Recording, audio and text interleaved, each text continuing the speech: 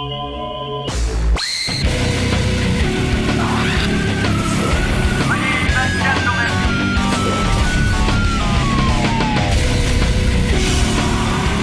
got Bob Levy on the phone because, hey, Bob. Yo. Can you hear me? Yeah, hold on. Let me lock you in so I don't lose you. Okay. All right, you know how you're always saying, like, you know, Chappelle ripped off your material and stuff? That wasn't exactly how I said it. But other comedians have. You get incensed when other comedians rip off your material. Yeah, I mean, the way it happened that way in the crowd, yeah, that was one thing. So anyway, Brent from Bubba's show, he's pissed off at you because he says you stole his bit. What is that? So I'm going to put Brent on with you and let you guys take it up, okay? Okay. All right. Brent. Hey, Brent. Hey, good morning. Good morning. This is Brent from Bubba's show. He's Bubba's producer. What did Bob Levy steal from Brent? Well, I mean, it's all. I mean, it's all of our bit. But it came to my attention that Bob, and I don't know that it's Bob or who came up with it. That Bob does our shock collar bit on Kid Chris's show. This is where you take a shock collar and shock the balls. Well, from what I understand, they put it around the neck, which is originally what we used to do. Right. And when we first came up with the bit, we used to put it on people's necks. And then what do? You shock them when they get something wrong, an answer wrong. An answer wrong, or they do karaoke. You do kind of like almost an American Idol where they do karaoke, and when they're bad, you know, the judges shock them. That's a funny bit. In other words, if someone comes in and says they can sing, and if the judges think they suck, they shock them. Yeah, Right. I love shock collar karaoke. That's great. That is a great bit of yours. That is a classic bit. And we even went so far as to trademark it back in 2003. It's federally trademarked. Because it was such a good bit. Yes, absolutely. Because who knows, someday in the weird world of television, it could end up being a show. Yeah, you know, I really, you know, back then I didn't so much sympathize with you, but now I really do. That we've been on Sirius, and they've shown some of our bits on Howard TV. You know, radio assholes all over the country are ripping them off, and now I really understand what you were talking about. So Bob Levy goes on another show and rips off your bit? Yeah, and I don't know if it was his idea. I don't know if it was the show's idea. What show is this? Yeah, first of all, that wasn't my idea, and that wasn't the first time we did it on a Kid Chris show. You know? Oh, so Kid Chris is doing shock collar karaoke. Well, no, we haven't. No karaoke. No, we were stun gunning a guy's penis and with a shock collar on him back in San Antonio. I mean, that was when he was in San Antonio. I mean, I don't know. What about that, Brent? Maybe Kid Chris developed this bit. What do you think of that? I highly doubt that. We started doing this bit in... How far back does this bit go, Brent? We came up with it in 2000, 2001.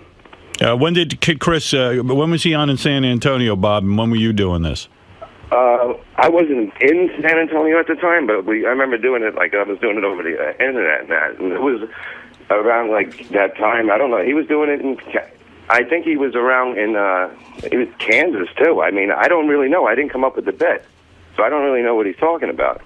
You know what I mean? So this is really an argument for Chris and Brent. Yeah. I don't even think it's an argument with Chris. I mean, Well, it is an original idea, and, you know, it's an outrageous idea, so if whoever came up with it should be credited, at least. I mean, I'm a big proponent of that. I mean, I've been ripped off all over. Hey, Sal, what do you want to say to this? No, I was with Bob Levy way back when we left K-Rock. And Kid Chris has been doing it for a while. No disrespect, Brent, but they're not doing shock collar karaoke. Kid Chris used to shock people's balls with a taser gun. Exactly, and where do you think they came up with that idea, Sal? Well, I don't know, but shocking itself, Jackass, I know 10 years ago, used to put shock collars on guys, and they would shock them as well. Brent, that is true. I remember I got a letter from Johnny Knoxville when he was 16 years old. He was not on Jackass yet. And now he's 53. I don't know what. Well, he looks it. But anyway, Johnny used to write me. He was a fan of the show, and I remember this clearly, and I'll tell you why. He wrote a letter and said he would like to come on my show. He was a high school kid. He said, I want to shock my balls. He wants to take a taser gun. What do you call that? A taser. He wanted to taser himself. Wanted to taser himself. So I went to Tom. I said, this is kid writing me. He wants to taser himself. I think this would be funny. And Tom said to me, under no circumstances will I allow a guy to come in and taser his balls. So I said, okay. And I was like, and then next thing I know, about 2 or 3 years later, this guy's on Jackass tasering his balls, making a fortine. Working for the same company. Working for Viacom, which was the same company telling me I can't do something. You know what they didn't have that we did? Tom. Right. I mean, Tom, and I went, Tom, you motherfucker. But Brent, so I don't know, but maybe a kid heard this on your show and then took it. Yeah, because to be clear, though, I mean, when they're using a taser, they're not really using a taser. They're using a stun gun. There's a bit of a difference. Uh-huh. But I think where the original idea from us came is hooking up a dog shock collar to people.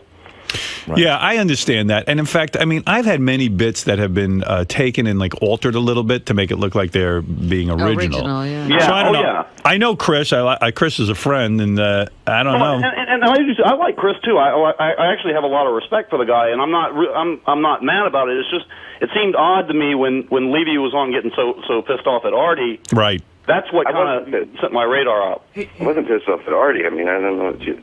It was in different arguments. No, you were pissed off at Chappelle, but Artie was know. He said something on the wrap-up show. It had nothing to do with the joke or anything. It was just something he said that pissed me off. All right, so in other words, there's no beef here, I don't think. Mark, what do you want to say? This is Mark from Jersey City, New Jersey. Howard, I can't believe that Levy would be involved in stealing material like that. There's got to be some kind of mix-up or something. Do we have a tape of that? Or something that we could hear as a verification of this? Bob? Artie, do you believe this? It sounds like, I mean, listen, it's a real funny idea. Do you think there's any way 2 people in the world could have thought of this? I think there is. Not 2 radio guys. No? No. Radio guys just steal shit from each other. Hardly one. But I want to get clear, Brent, what exactly are you saying? That someone specifically took the bit of putting a collar, a dog collar around.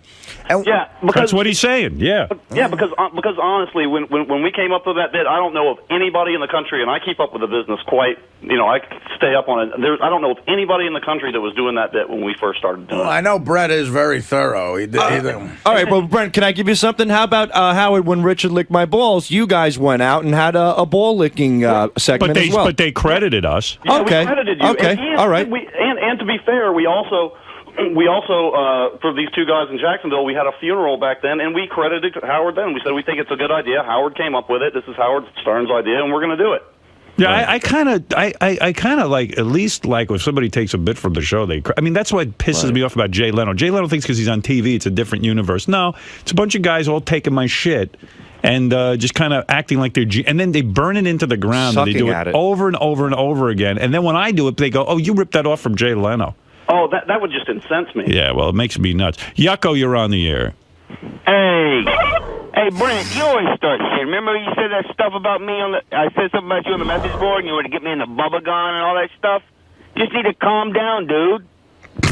You sawed-off fucking clown. Fuck you, you bald fucking mongoloid-looking piece of shit. Okay, looking for fucking airtime. Anytime you want to settle this like a man, Yucko, I will fucking knock your everybody knows you can kick my ass. You can kick anybody's ass, you big fucking Neanderthal-looking fucker. Any day you want, you pussy fucking child-molesting clown. I don't want to fight anybody. You gonna fight him, Yucko? You gonna fight Brent? Fuck no, he'll fucking kill me. I just want him to shut the fuck up. Yucko, it's so great when Yucko gets, because Yucko's got a big mouth. Right, but he can't fight. He knows he can't that. fight, and boy, and you can get him to apologize when you're in a room with him. Oh yeah, we did that to him with the black guys. Sal got 2 black guys. Apologize to me. What? Just like you bitched out when those 2 black guys, when Sal brought those 2 black guys backstage, you bitched out then. Yeah, you would too if you saw the size of those. They made Yucko say, I'm a white piece of shit. And he said it. And then he said, louder, motherfucker. He goes, I'm a white piece of shit. What can I tell you? Did we put that on Howard TV? Yeah, we got to put it back up. It's so funny. That should be one of those things that just is always up there. Perennial. An evergreen. Sal gets these 2 black guys who he knows. And they get these 2 black guys to show up, and they go, hey, Yucko, you used the N-word, didn't you, in your act? He goes, yes, I did. And the black guys go, well, we're going to kick your ass. And Yucko's like, uh-oh. And he goes, and Yucko's shaking. He's shaking. He goes, I'm so sorry, guys. It was just an act. Yeah. I thought they fucking had a gun, though. And then, oh, yeah. Right. And then the black guys go, all right, if you want to apologize, you have to say, I'm a white piece of shit. And Yucko goes, I'm a white piece of shit. And he goes, louder, motherfucker! Louder! Yucko shrugs his shoulders and he looks like, I guess I'm a white piece of shit. What can I say? I'm sorry. And he's got half of his makeup on still. Oh. The top is off. Hey, you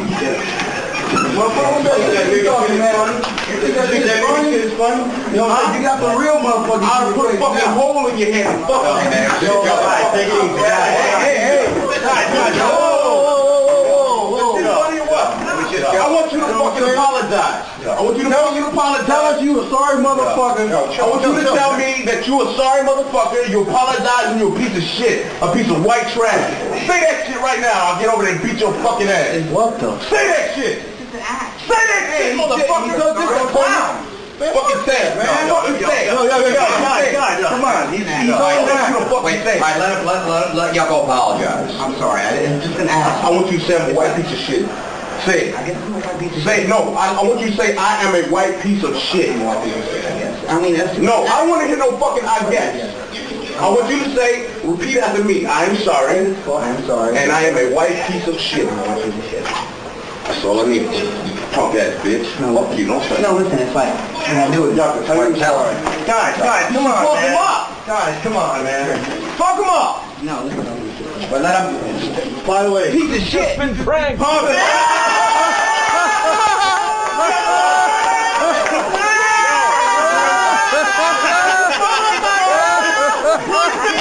I just got fucking pranked by a couple of fucking niggas on Howard Stern On Demand. Fuck you. So, Yucko, you're not going to fight Brent, right? Fuck no. I just want him to apologize. He knows that I didn't say anything about him. I'm like Gary. I kind of take things personally about the show, and Yucko gets on and says all kinds of bad things. When did I fucking say anything about Bubba or you or anybody, dude? You get on there and say, I'd never, on the Stern Fan Network, I'd never listen to Bubba. I don't even go on that fucking site. Oh, okay. All right, you're dealing with Wendy the retard or Gary the retard here. You can just tell me. I never said anything about you. You produced the fucking emails or posts or whatever the fuck you call them, and if I talk shit about you, I will do anything you want, fucker. Will you blow him? Will you get into the bubba gun? And blow him? Fuck no, I'm not getting in that motherfucker. Well, I like Brent, I like Bubba. I just got a note, Yucko. You should apologize, you motherfucker. Yucko, I just got a note that says you're on Stern Fan Network all the time. Well, I'm on Stern Fan Network, but I never said anything about fucking Bubba or Brent or any shit. But you said you never go on there. Right. Yeah, I never posted anything about him. Oh, okay. Well, what is it then? Yeah, that's what it is.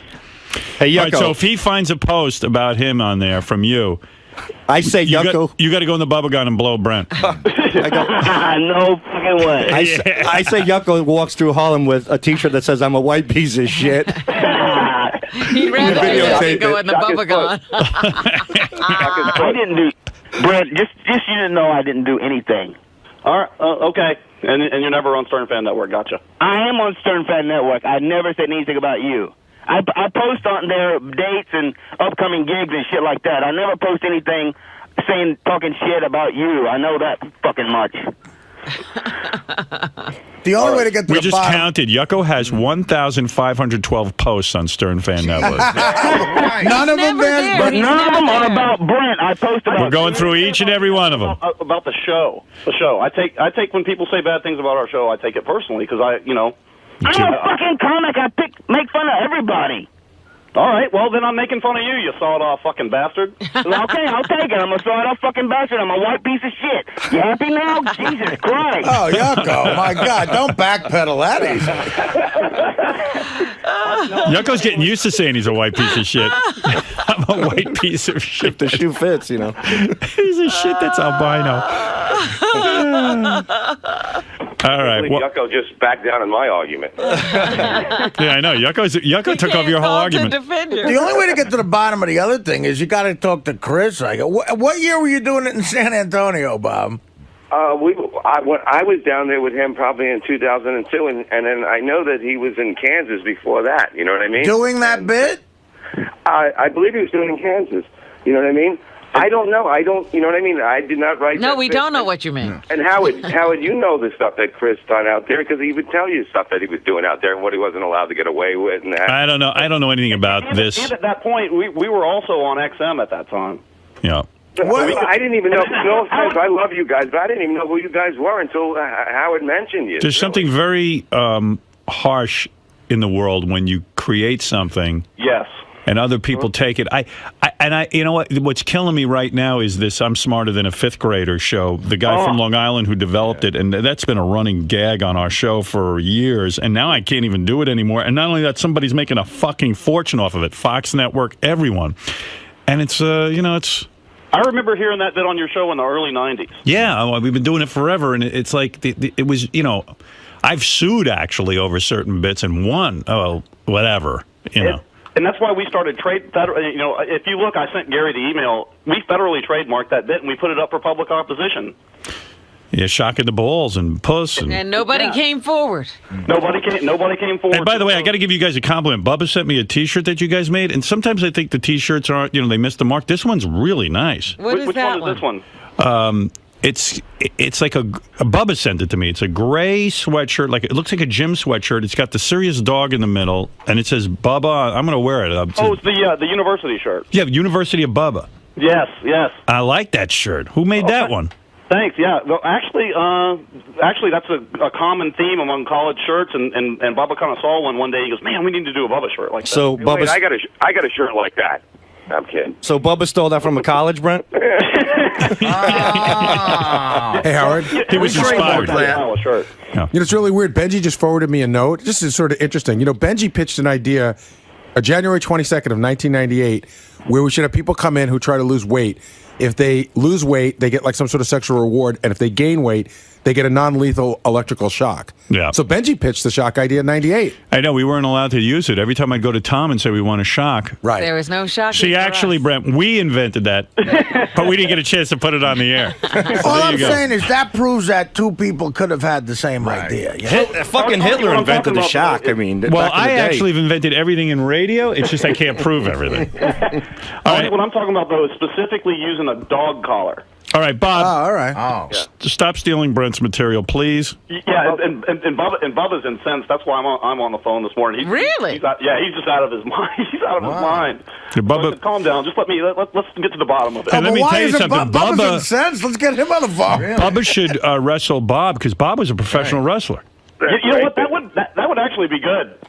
Bob, you could kick Bubba's ass, right? Sure, if I stun gun him first. No, but seriously, how the fuck? I mean, you're out of shape. I mean, how the fuck were you? Why am I out of shape? I'm not out of shape. You're not? No. You can still wrestle? For somebody my age, if I trained a little bit, I could get back and do it. No kidding, Bob. I am shocked that you were like a tough guy. Did you have a physique, Bob? I wasn't huge, but I was in decent shape. You know what I mean? Why are you out of shape? Every weekend for 4 hours every Saturday you throw up blood. Yeah, but that's my gimmick. I spit in his eyes. That's how I close them. I never saw someone. There's times where Levy might die in front of you. He's coughing. He's a wrestler that does coke every weekend. So that's what it is. I can go 20 minutes in a ring. Even Kid Chris used to wrestle too. So this is pretty funny. We should have a big thing with Giant Sheik, Chris, me, and against Bubber. Bubber. All right. Hey, Brent. Yes, sir. I don't know if we got to the bottom of anything, but you are gay. You know what? And before I just wasn't that upset about it until I heard that argument with Artie, and I was like, okay, this is kind of odd. Right. That wasn't an argument with Artie. Me and Artie are friends, man. No, I understand. Friends. Now you're friends. He forgets the argument. You had a huge argument, Bob. You weren't going to even. Turn show you argue on the air. You don't argue off the air. I mean, that's how the show is. We're friends. And yeah, we invented that. We invented arguing. Exactly. I don't want to hear you. We invented arguing on the air. I pitched arguing. I remember January of '98. I pitched. If two guys have a disagreement, they should yell at each other on the air and give their opinions out at the top of their lungs and yell over each other. We never called it an argument. Quite frankly, we did invent that on the radio. I'm telling you, nobody really did. Nobody used to argue on the air. All right, hey Brent and Bob, thank you very much, and I don't know. That's it. Listen to Brent today on the Bubba Show from 3 to 7. And then tomorrow morning live, we're going to have a black guy versus a white guy panhandling and see who comes up with more money. White guy. Yeah, I say that too, and we're going to have the white guy dressed like a bum, and we're going to have the black guy dressed nice, and see if he can. Still, we can even. See, that's what I consider that the weakness in the argument. You're going to have the black guy dressed nice, so nobody will think he needs anything. Right. Have him wear the same thing, so there's a control group. Yeah. Okay. Plus, we're doing that at 3:00 today on the Kid Chris Show. Thanks. Bye. All right. Thanks, Brent. Thanks, okay, Bob. Thank All you. Right, bye. Okay, guys. I don't know. I hate missing up any Bubba incensed opportunity. I wish Bubba would have called. Yeah, Bubba should have called all that. What was he incensed about? I can't even talk, Brent. Do this. Because Brent comes on, he's all rational. Well, one thing I know for sure, because we copyrighted this, Sal and Richard invented ball licking on the air, like licking each other's sack. So far, nobody's stepped up contesting that. Right. Nobody's contesting that, and they won't even do it. No. Nobody wants to steal it. Here is the actual copyright, shock collar karaoke that Brent and Bubba filed. Actually have the trademark, actually. How do you copyright that? It's trademarked. Shock collar karaoke. Here's the deal. That's funny.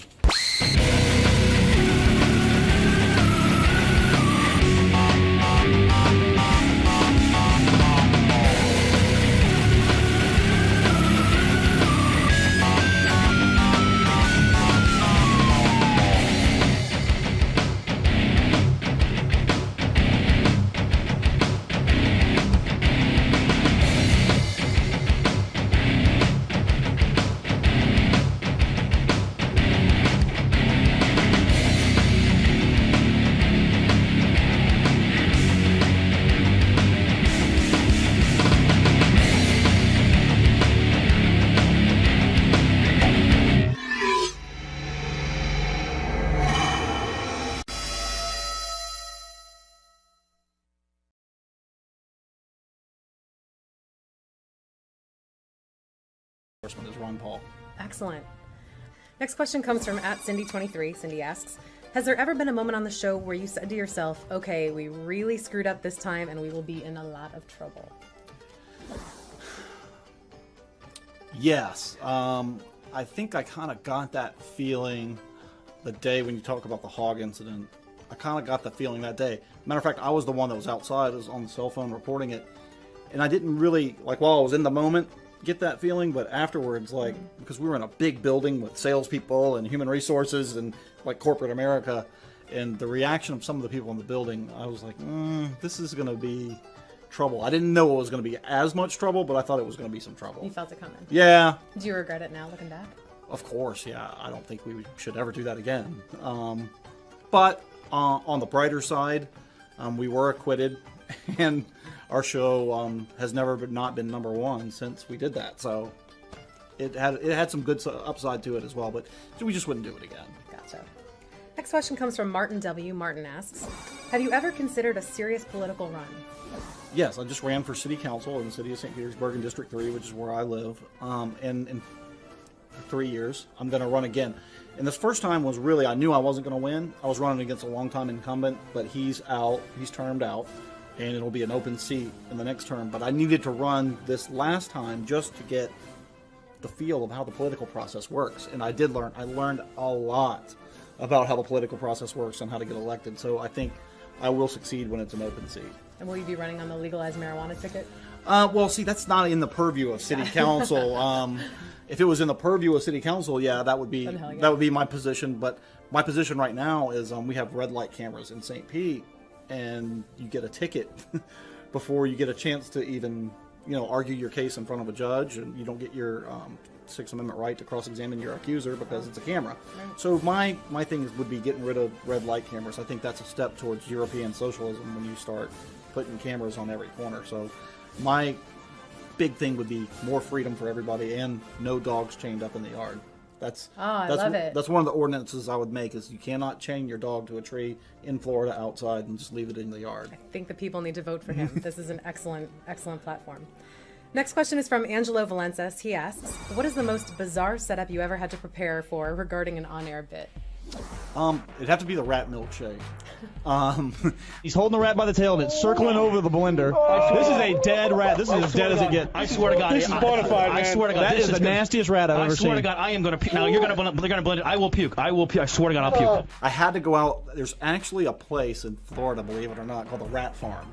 And I had to go see this redneck named Buzzy. Awesome. And what he would do is he gave me, they farm so many rats, a certain amount of them just died just because. So he'd give me the rats that had just died of natural causes, and I'd have to go pick up the rats from the rat farm to come back to be able to do rat milkshakes on the air. So that's the most bizarre by far. Yeah. Amongst many bizarre things that we've done. That was the most bizarre for sure. That sounds like it. Next question is from Eric P. Eric asks, are you still into Brazilian Jiu-Jitsu? I love it. I would love to do it. I'm out of time. We do 2 shows a day. Plus I do a sports show every other week. And then every Friday I do a talk show on serial killers. So I'm really, really busy, and I wish I could train more. I may take some private lessons. Rob Kahn was talking to me about coming down and doing some private lessons a couple times a week. Right now, for those of you listening, Hoyce has Brent in a back triangle, and he's squeezing the life out of Brent. But I still love Brazilian Jiu-Jitsu. It's great exercise. It's a great lifestyle. It's a healthy lifestyle. That's what I like about it the most. Yeah.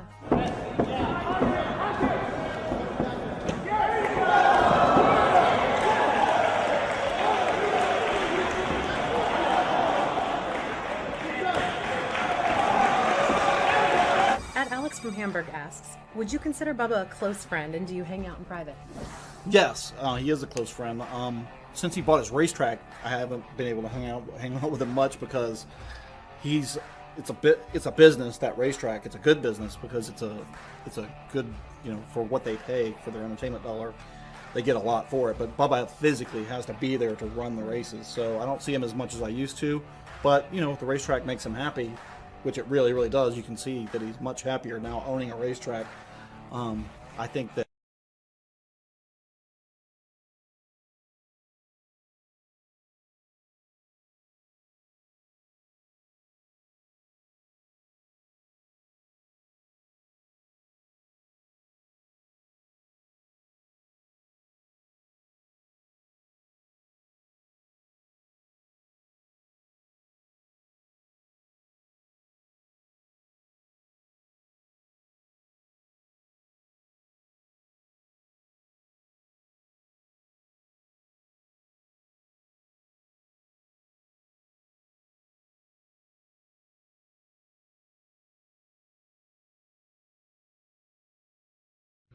At Dave Lamford 28 asks, what is the worst thing you have ever done to piss Bubba off, and how did he react? It's going to sound lame, but it was kind of big at the time, is we were in Jacksonville one time to do a broadcast, and this was before the days of GPS. It was in 2002, so we really didn't have GPS. So I had MapQuested from the hotel to the radio studio that we had never been to, but we got all kinds of lost, and we walked into the door to the radio station at 6 a.m., so Bubba freaked out. I mean, he was really, really, that's the maddest I've ever seen him. Because that feeling of being lost is bad anyway. And being lost and knowing that you have a show to do and no time to do any prep, he was furious about that. So that was the worst. But now we got GPS, so we don't get lost anymore. Excellent. Next question is from Perry R. Perry asks, who is better on the radio, Howard or Bubba, and what does each bring to the table? I think that's not, for me, the way I listen to the radio, that's not really fair to compare, because they both do different things. I mean, it's all relative, like asking somebody who's your favorite band. I like different bands for different reasons, and I like them both for different reasons. Howard is, these days, a lot more calm and paced and very deliberate. When I first started listening to Howard in the early 90s, he was all kinds of pissed off. And that's when I really became a fan of Howard, because he would just bring people in machine gun and just mow them down. Bubba, I like on the air because you never quite know. Like sitting in the chair producing the show for the full 4 hours. Honestly, my stomach is in knots because I just don't know what he's gonna do.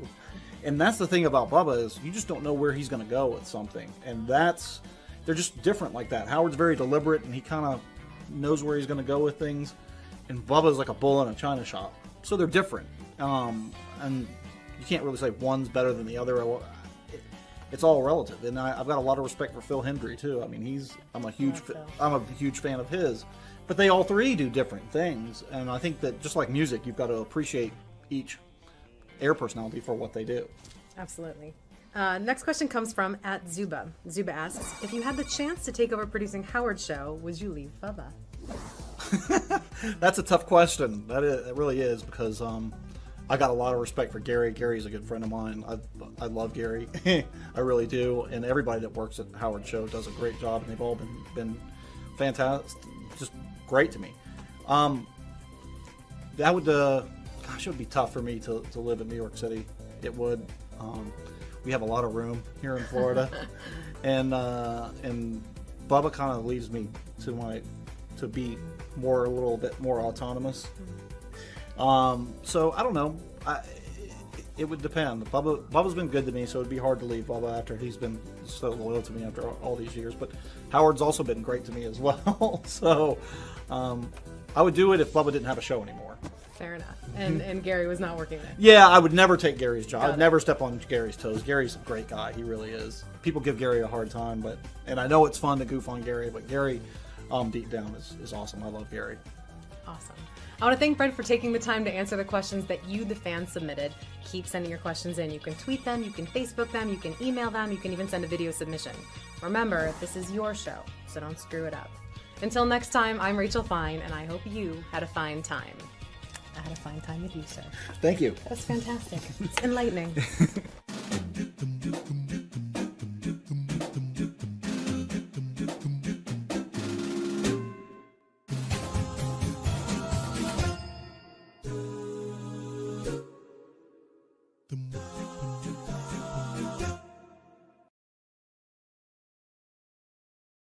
Hey now. You don't even seem to understand the show.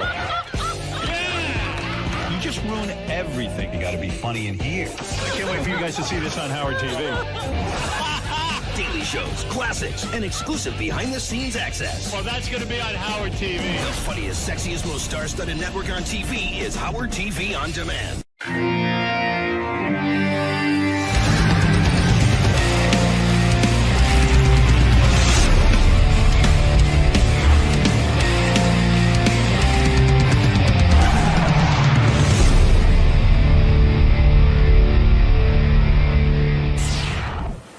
Good morning, Richie. Morning. Welcome back. Hey, great to be back, man. It's been a long time, baby. Yeah, it's been a number of years, I think. But yeah, right, man, sir. too long. Morning, guys. You're just gonna go right in that one? Hey, man. How are you? How are you? Good to see you. Good to see you, man. How's everything? Good. And then years later, after What's cooking? Looking forward to this, Richie. Looking forward to talking Absolutely, to Howard. man. You've had a busy last few years. So you got a lot to talk about, I'm sure. Oh, absolutely. Be a lot of fun. All right, man. We'll let you get settled. All good, buddy. Richie Sambora, you know him from Bon Jovi, of course. I always thought that was weird that John's name got to be the band anyway. It could have just as easily been Sambora. Sambora's a good name for a band. Yeah, you know what happened? When we were kids, it's like we really tried to find a name. Right. A different name. Right. And we couldn't. And Yeah. John, I mean, we really tried for like months, man, and they all sucked. Did anyone ever say Sambora? No. No, they didn't, man. But hey, you know, Howard? Yeah. By the I way, was you gonna look ask very. you. You look know what very the great handsome. thing of the great thing about making a solo record? Yes.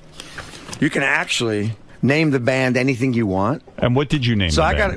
got. We're just kind of rolling with a few names here. Sambora. The first name was the Disgusting Rabbis. Oh, I love that. I want you to help. You love got any that. ideas? That's it. Disgusting Rabbis is That's an one. unbelievable name. How about what's the other one here? We have Satan Castro and the Exiles. I like that one. No, I don't like. How about Satan Castro and the Exiles? What are you talking about? Bon Jovi? How about the Katy Perry Dancers? Oh, that's funny. Richie Sambora and the Katy Perry Dancers. I like that. What else we got? We got the Fine Coxmen. Oh, that's a good one too. You know what? You're not bad with these names. We got some. Let's see. So choose one now, so I can know what to call. I don't the band. know. What do you think? What else you got? How about Dick and the Cocktails? No, I don't like No? that. That's right. How about I Fucked Denise Richards? My man. Steady. Are you done with her? Wait a minute. Are you? I got a million questions for you. All right, no problem. That's cool. Go ahead. No problem, but he'd like I don't to hear get onto Howard enough another in my cup. cans. Can you turn them up? And Robin, too, please. Give him a little juice. Scott, Yeah, I need more juice. You know what I'm saying? They're doing it back because you just stare at Richie like nothing's happening. Are they listening back there, Scott? So, Richie, is it true you still take guitar lessons and vocal lessons? Yes, I do, yeah. That's an amazing dedication because I happen to think you're one of the best guitar players. You really are a tremendous guitar. And I think you're underrated, are you not? I'm not sure. In some places I am, and in some places I'm not, you know. When they Does he make those lists? Yeah, when they make lists of some of the greatest guitar players of all time, they leave you off the list. And yet I've seen you play, and I know the music. Why are you left off of those lists? You know, I think it's a part of, in Bon Jovi, I don't get a chance to actually work out a lot. Right. So in essence, when you make a solo record like this, right, man, I got to tell you something. I want you to listen to the record because I think you're really going to like it. I get to wind out a lot more. You know what I felt in rock music? There's not a lot of jamming going on. Right. Right. You know what I mean? So I got a bunch of great musicians with me. Yeah, and I don't have my introduce these electric guys. here today, but right. On the record, you'll find a lot of great songs, and me, I get to be a vocalist again, which is always cool. You started out as a vocalist. Yeah. Every band you were ever in, you were a vocalist. I was a lead singer, yeah. And then when you hooked up with Bon Jovi, which I don't even remember how the hell you met John and all that, but we'll go into that. But when you hooked up with him, suddenly you're not the lead singer. And is that a blow to you? Is that a blow to your ego, or do you because you can get lost back there, right? Nah, not at all. The thing with me is I was always a working musician, Right. and I never took it for granted. And I was trying to get a leg up in this business any way I could. Right. So, what convinced if you, I'm just though- going to be like a primary songwriter and the guitar player in a great band, hey, man, if I'm going to make it that way, that's going to be a good deal. And obviously it paid off in spades. But what convinced you? How old were you when you made the decision, okay, I'll let this guy be the lead singer? Oh, yeah. When I first got in the band, I was 23. 23? Yeah, 23. Up until then, you had been in other bands, and you were the guy, you were the front man. Yeah. So why did you make the decision all of a sudden to hook up with John and let him be the front man? Well, like I said, I was just joining bands upon bands upon bands. Actually, when I met John, I had already had 2 record deals. Right. I was on Led Zeppelin's label Swan Song. Right. In a failed record deal there. And then I was on Capricorn Records with a guy by the name of Duke Williams and the Extremes. Was that a solo deal, or you had, in other words, you had a whole band that signed Yeah, there to was a Swan band, Song? and I was an Extreme in that band, so I wasn't the front man in that band particularly. But all the other club bands I was in and all that stuff, you know what I mean? When you were a young guy in Swan Song, which was Led Zeppelin's label, and I remember that label, it was the coolest label ever, even looked cool. Oh, yeah. When they sign you, do you think that's it? I am now going to make it. I am going to be famous? Absolutely. And then when it doesn't happen, is that the biggest blow in the world to your head? Absolutely. But you got to keep on going. It's like I made 3 records before I started my own independent label before I met John. Did you graduate high school? Yes, I did. You did? Did you go I was to in college? college, yeah. I went through 2 years of college. Where'd you go to college? Keene College. And when you were in Keene College, you knew you wanted to be a musician? Oh, I knew I wanted to be a musician all along. Did your parents tell you, don't do this? This No, is a they were very supportive. And you were a guy who sat in his room and practiced guitar every day? Yeah, I'm a self-taught guy. I didn't know So the that. only way you can teach yourself a guitar is actually to bump into your own mistakes. How do you teach yourself the guitar? I mean, do you listen to records and play along with them? Exactly. And you emulate your heroes. Do you think that you're a genius in that you taught yourself how to play guitar? I mean, to me, that would seem impossible to get to the level you're at to do that yourself. I always had an ear for music, and I kind of learned backwards because I kind of could play by ear. Yeah. And then I kind of went to theory classes and stuff like that, and actually learned the musical end of it. Were you popular in high school? I would imagine you were. Yeah, I was. Were I you was an a athlete? jock, and I was in bands, and Oh, I no was kidding. going to different towns. You were? What were you? A football player? No, I was a basketball player, baseball player. I played a little football, but I was getting my hand caught between helmets and ribs broken, and hell with that shit. And when a guy's as good looking as you, you're popular, and you play guitar, you getting laid at 12? Or I got to tell you, man, it was pretty good, man. It was, Women right? like musicians, let's face it. Were you getting laid at a very young age? Not really. 16, 17? 17, yeah. 17 That's years pretty old. young, I guess. Yeah, that's pretty good. I bet you nailed a teacher or two, didn't you? Did you ever nail a teacher? No, I didn't. You didn't? Didn't have a teacher. What's wrong but with you? I had friends that had some teachers. Right. Really? And so you go to high school, And by high school, you're hooking up in bands, and you were signed to Swan Song by the time you were what age? I was like 19 and a half. Unbelievable. Yeah, I was playing, you know what? I was playing in New York, 4 or 5 times a week. I was doing Great Gildersleeves, CBGBs, privates, places like that were really happening in the city, you know? In a way, you were blessed. I mean, most guys struggle a little more than even what you're talking about. I mean, the fact that you got signed so young to a label. Yeah, but you know what? The record never came out, man. Zeppelin blew up. And that whole label, just took a shit, basically. And the record that you produced with Swan Song never came out, yeah. That had to break your heart. Yeah, totally. I mean, I thought, here we go. We're going to the big time. Here it is, Do you have that record somewhere? Do you have it? It's somewhere, yeah. Actually, after I made it with Bon Jovi, my lead singer, was going through a bit of a hard time. He said, can I release it? And he needed the bread, so I just relinquished everything to him, and he just took the money. Oh, that was nice. Ah, what the hell, And you felt, hey, now that I'm in Bon Jovi, it's okay to release that? Weren't you nervous that people would compare that record to Bon Jovi? I was a kid, man. You didn't care? I didn't care at all. So if you were having a lot of successes before Bon Jovi, what made you join up with John? Did you think that he was an extraordinary singer and he could do a better job singing than you could? Well, no. You know what? I went to see him play at a club called the Fountain Casino. Remember that place? No. Right. It was right up the street from the Club Benet where you used to play. Right. Where I used to come see you play. Right. No. Yeah. You used to play with me. Yeah. You right. called me up a bunch of times. But and I went and I saw him. And my bass player, Alec John Such, was actually playing with me at the time, and he was moonlighting with Johnny. Right. Because I got asked to join KISS, and I flew out to L.A. You did? Yeah. Wait a second. When did that happen? 83. 83. This is before Bon Jovi. Yeah. Those guys had heard your solo stuff. I guess somebody, hipped them to me, and they were interested in having me come out, so I went to California for the first time. Yeah. And I ended up staying out there for 2 weeks and having a blast. Wait a second. So how old are you at that point? At that point, I'm about 22. 22 years old. KISS calls you. Was KISS already successful? Oh, big time. Big time. And so they needed... I was going to replace Ace when they were looking for a guy. And so did you get into the makeup and... No. No. You know what? Honestly, I respect KISS a lot, but my music was more into a more blues-orientated kind of thing, more organic. I was into like Zeppelin and Hendrix and, guys that played guitar and actually emoted through the instrument. So when they called you and said join the band, were you open to it, or did you already... Like I said, I was searching to get a leg up, and I was in like 5 bands at the same time. But how could you turn down KISS? Here's a band that's making a ton of money. You hadn't really broken through. I imagine you didn't have a lot of money at that point. Oh, definitely not. When you turned down KISS? Well, basically, I walked into the audition, and they were looking for a guy to like worship them. Yeah. And I didn't. That's Gene. I just wasn't that guy, you know what I mean? Right. So I'm like, come on, let's jam, let's do something. And they want to do like, you better know Black Diamond. I go, I don't know. You know what I mean? I was like, can we just play so you guys can get a sense of what I'm doing? Because I'm sure I can play your music. Right. And so did you... They got upset. You're kidding. Yeah, they got a little upset. That seems very professional to me to say, let's see if we can bond here. Let's see if they got a little upset, but it was really funny because, like, fast forward a little bit. Yeah. Our first tour in Europe, we opened up for KISS. Yeah. And we laughed about it a lot. Yeah. So you went there for 2 weeks.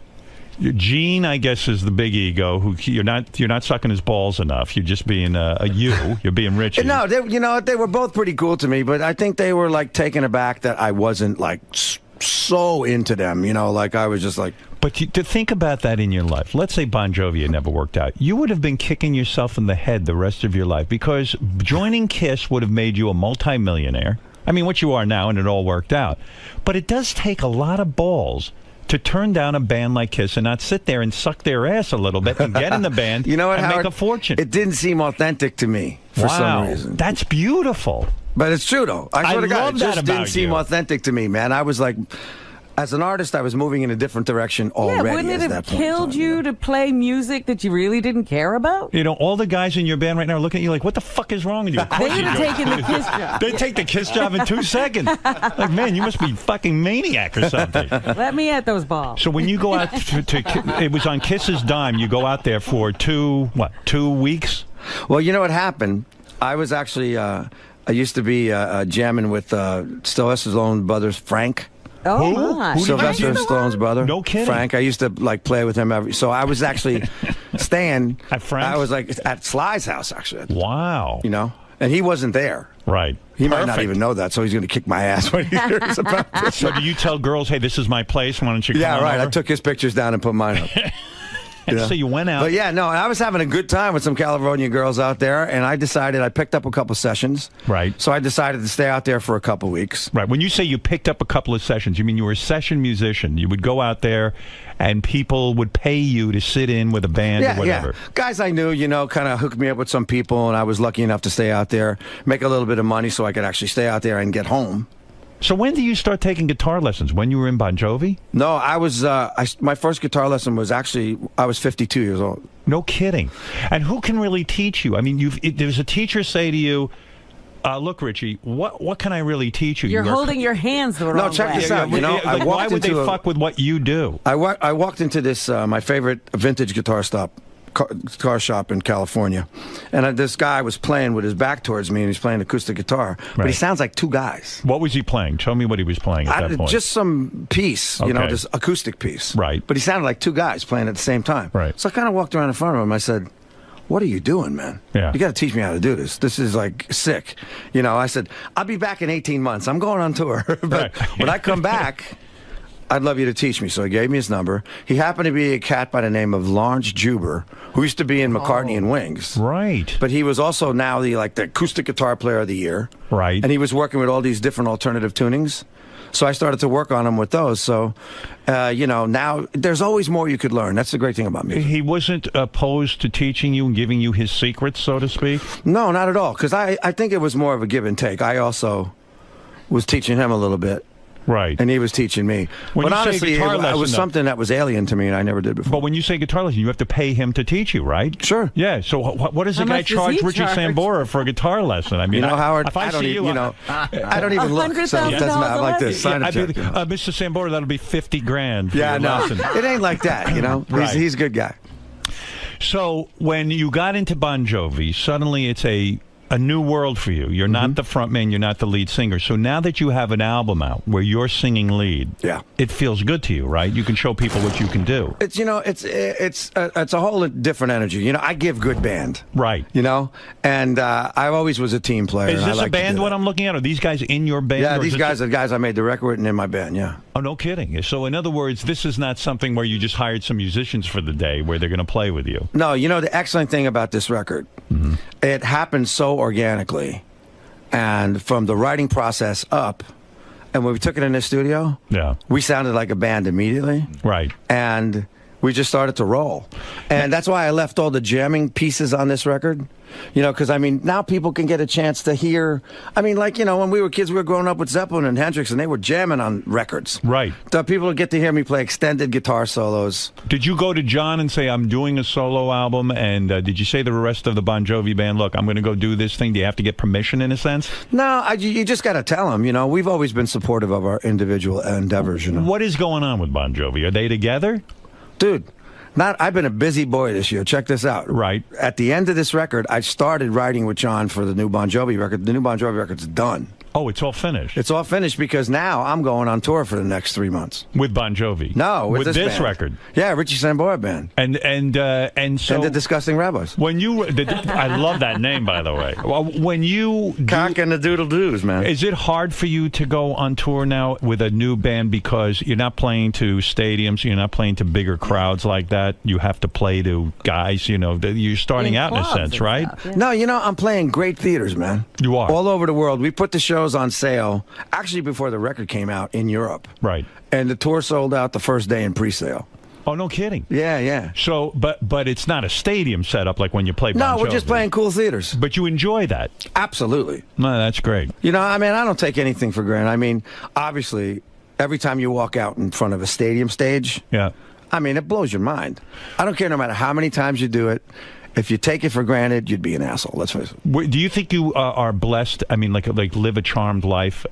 Starting from high school, being an athlete, being able to play guitar, teaching yourself how to play guitar at a young age, getting into a super mega hit band like Bon Jovi. Absolutely. It's a blessed life, and then right? all the women. And then, my God. Oh, it's funny. You go, I'm a kid from Woodbridge, New Jersey. Right. And yesterday I went to see the Giants. I took the guys to see the Giants, and we walk in Giant Stadium, and I'm looking around. I'm going, going, man, I sold this mofo out like 4 times. Right. It still blows your mind. It's right? heavy, you know. It's heavy, you know. It's like guys like us, like me and you. You know, we actually did it. Right. It's pretty amazing when you've accomplished that. You sometimes you pinch yourself because you know how many musicians who are great, like that guy from Wings who's teaching you, who haven't been able to break through and make it in the business. There's that it factor. And isn't it almost defeating to put out an album now because of the way the music business is? It's almost impossible to sell records because all music is exchanged for free almost.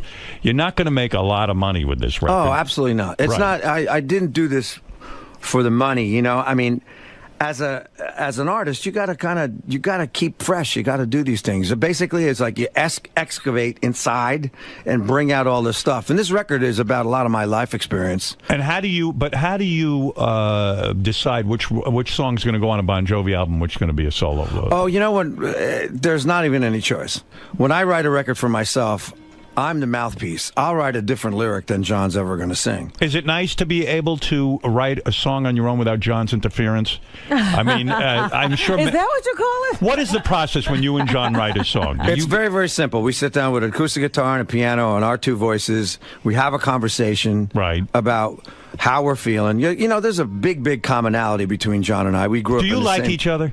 Oh yeah, absolutely. Be honest. I'm being honest. I feel you don't. I feel like when I'm going to be honest with you, Richie. No, I've known you guys Howard? for a while. We really do. It's an anomaly, really. It is. We get along. We've always got along. You know, there was a little wonky period in the beginning of the 90s because we were, you know, everybody experiences fame and fortune at different speeds. Yes. And, you know, you add a little bit of lifestyle in there. Right. Which I was working pretty good, you know. Right. It gets confused, and then, you know, we had to kind of put Humpty What do you Dumpty back specifically together. mean? What happened? Was it because you got into trouble with drinking and stuff? And some of your new album deals with what some of your problems were, right? absolutely. Like you don't make a secret about it. Oh, no. You know, I think, you know, I set out to make an authentic record. Right. You know, because I believe there's this stigma, obviously, that, you know, people go, rock star, Bon Jovi. They're going to think Richie's, you know, that kind of person. Right. And that's show business, man. Yeah. You know, this record was an artistic record where I decided, you know, it's like when you did your movie. Yes. You know,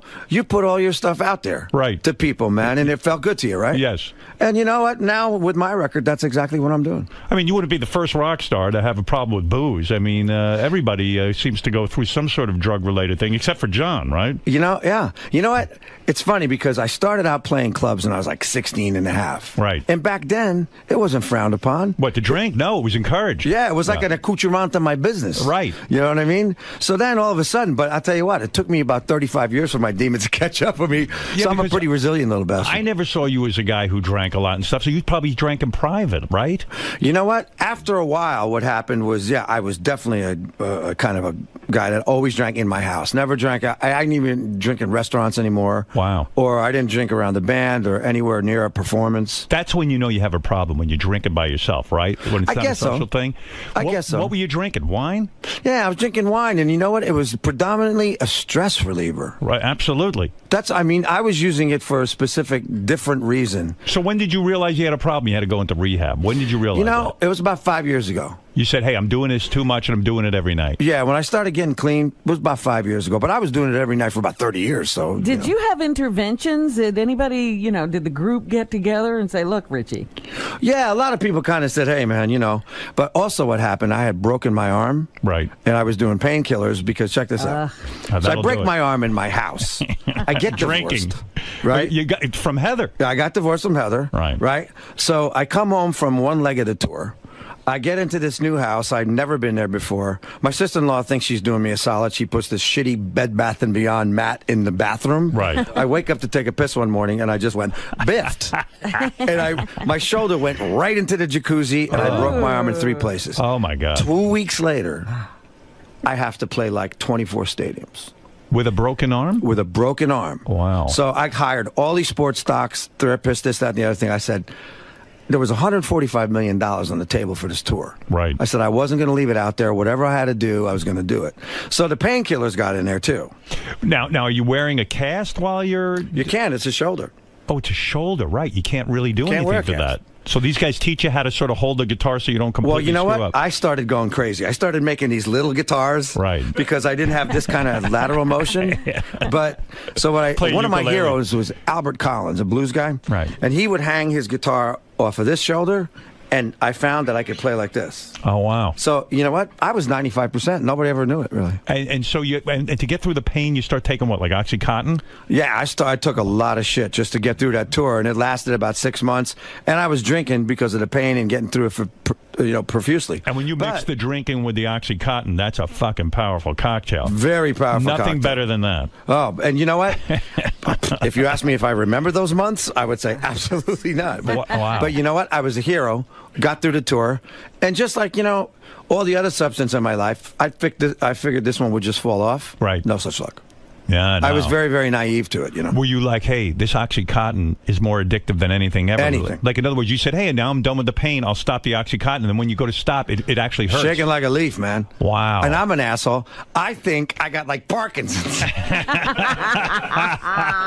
never the stuff, right? Could it be withdrawal? You know what I mean? Right. So I'm now, all freaking out. I don't know what's going on. So now do you have to go score Oxycontin? Because now you can no longer Are get you it? doctor shopping? No. All right. You know what I did? I just detoxed. I went in, I checked in, and I just detoxed for like 7 days. And I went right back on the road. Is it almost impossible to do it on your own? Because Oxycontin, they say, is like hillbilly heroin. It's the most powerful. Well, I think you could do it, but you got to do it under the supervision because guys like our age can have a stroke. Right. If you just cut it off. Was Limbaugh in detox with you? He was right next door climbing the walls, yeah. I heard a rumor that Lindsay Lohan was in rehab with you at one point. Did you bang her in rehab? Or no interest? No. She was hot, man. Oh, yeah? She was hot. She was hot. Yeah, I talked to her for, I hung with her a little bit. but you didn't put the moves on her? No, she's too young. Too young for you? Yeah. What is your cutoff on age? I try to, 10 years older than my daughter. Oh, good, yeah. That's always got to be. Isn't that a good rule? That's a good rule. I think it's a good rule. I have to throw some back. And speaking of your daughter, she's got some huge career going in modeling, right? You know what? Actually, she just acted in her first movie. Right. This is 40 with Judd Apatow and Megan Fox. And how did that go? And she killed it. You saw the movie? I haven't seen it yet, but I talked to those guys. She killed it. So she has a career. And it was improv. I was like, and she's 14 and a half. She's only 14? 14 and a half. Oh, I thought she looks like she's 20. Wait till I show you a picture. Wow. She's doing really, really great. I think Does she's she look about like to Heather? sign with... Does she look like Heather, her mom? Yeah, she definitely does. Yeah, that's a good look. Yeah. That's a very good look. I'm in trouble, man. She has my gregarious personality. Yeah. And Heather's good looks. So. boy. That's That's awful. a bad combination. That's right. How are you going to keep that kid in line? I guess you can't. You know what? All you can do is equip them with the tools to take care of themselves. Because when the minute they're out of your sight, they're acting up. And so now you're clean and sober. It took you a couple of trips to rehab, right? Because when you get out, all of a sudden that Oxycontin starts calling to you again. The drinking, right? No, you know what? That never even came back into play. I forgot about it very quickly. Just drinking. Yeah, it was a drinking thing. Did you think that you could take a couple of drinks and then deal with it? Of course, you're going to try it. You always try that, and it don't work. It doesn't work. No, it increases. It never decreases. You know what? It just doesn't work, man. It just doesn't work. So I got to be honest with you. I'm like healthier than I've been in my life. You look really good. You do. Thank I you, gotta say, you don't deserve to look this good with all the shit you've been doing. Hey, we don't look When he our age, said bro. he took his first guitar lesson at 52, I was like, well, how old are you? Yeah, right. Well, the thing is, that keeps you young, too. That's right. Anytime you're learning something new and evolving like that, man, that just keeps you young. Yeah, it does. So you're feeling good about a new record, and you're clean and sober, which is he a awesome. teetotaler? He doesn't do anything. You don't do anything now. Like if I go to dinner with you, you ordering a club soda? I'm doing like Perrier and lime, non-alcoholic beer. Oh, come on. That's awful. You'll have a few. We'll go out to dinner. I was listening to your show the other day about the Jewish men and they got to start drinking. Yeah. No. We'll go out to dinner. You could have a few glasses of wine. It'll be fine. Imagine that. I would not want to be with you if you started drinking again. Everyone would blame me. No, you know what? And I was kind of a happy drunk anyway. Right. I just started to, my life choices at that point were starting to get kind of blurred. So you think you're capable of never having another drink? Oh, absolutely. That's it. Yeah. It's done. Howard, I drank enough for about 100 guys. And did John ever come to you and say, listen, you got to stop drinking? Yeah. He laid that on you? Yeah, you know what? I had a lot of support. Did you tell him to fuck off? No. You didn't? No, I knew. Listen, I kind of knew I needed to dry out. Wow. You know, and I didn't know if it was going to be forever. You know, but Right. I knew I needed to just kind of just. Get my Good life for you. So you're busy now. Are you worth $65 million personally? That's the figure I read on the internet, that you have $65 million. Take a, you know, give or take a few shekels. That's nice, isn't it? That's really good. But wait a minute. In the divorce, you don't lose a lot of money? Hey, did Heather take you for a lot of money when you got divorced, or did you have a prenup? Prenuptial. Prenuptial. So you're safe. Thank God. Well, listen, Heather's got a lot of money. She's got her own bread, man. She's got money. You know, I mean, you know, I was always drawn to, you know, a lot of high-profile women, I think, because I think I really connect with people that are in the business and they understand what I do and I understand what they do. Right. And, you know, that was one of those things. So are you making a statement now that you mostly bang people in the business, like high-profile broads, right? Not anymore. Is that true? Is that, like, now you're... No. You know, hey, look, I'm single now, man. It's all good. So are you dating anybody right now? Are you out dating? You know, I'm kind of dabbling around. Nobody that's sticking. You know, it's been such a busy year for me. Right. But I've never done 2 albums in one. But you're not that busy. You can't get laid. I mean, come on. Oh, you got to sneak that in there, bro. Yeah. And Denise, He's not sticking with one. When Denise Richards came in here and she talks about you, she says you are a great lover. I mean, she was very highly complimentary.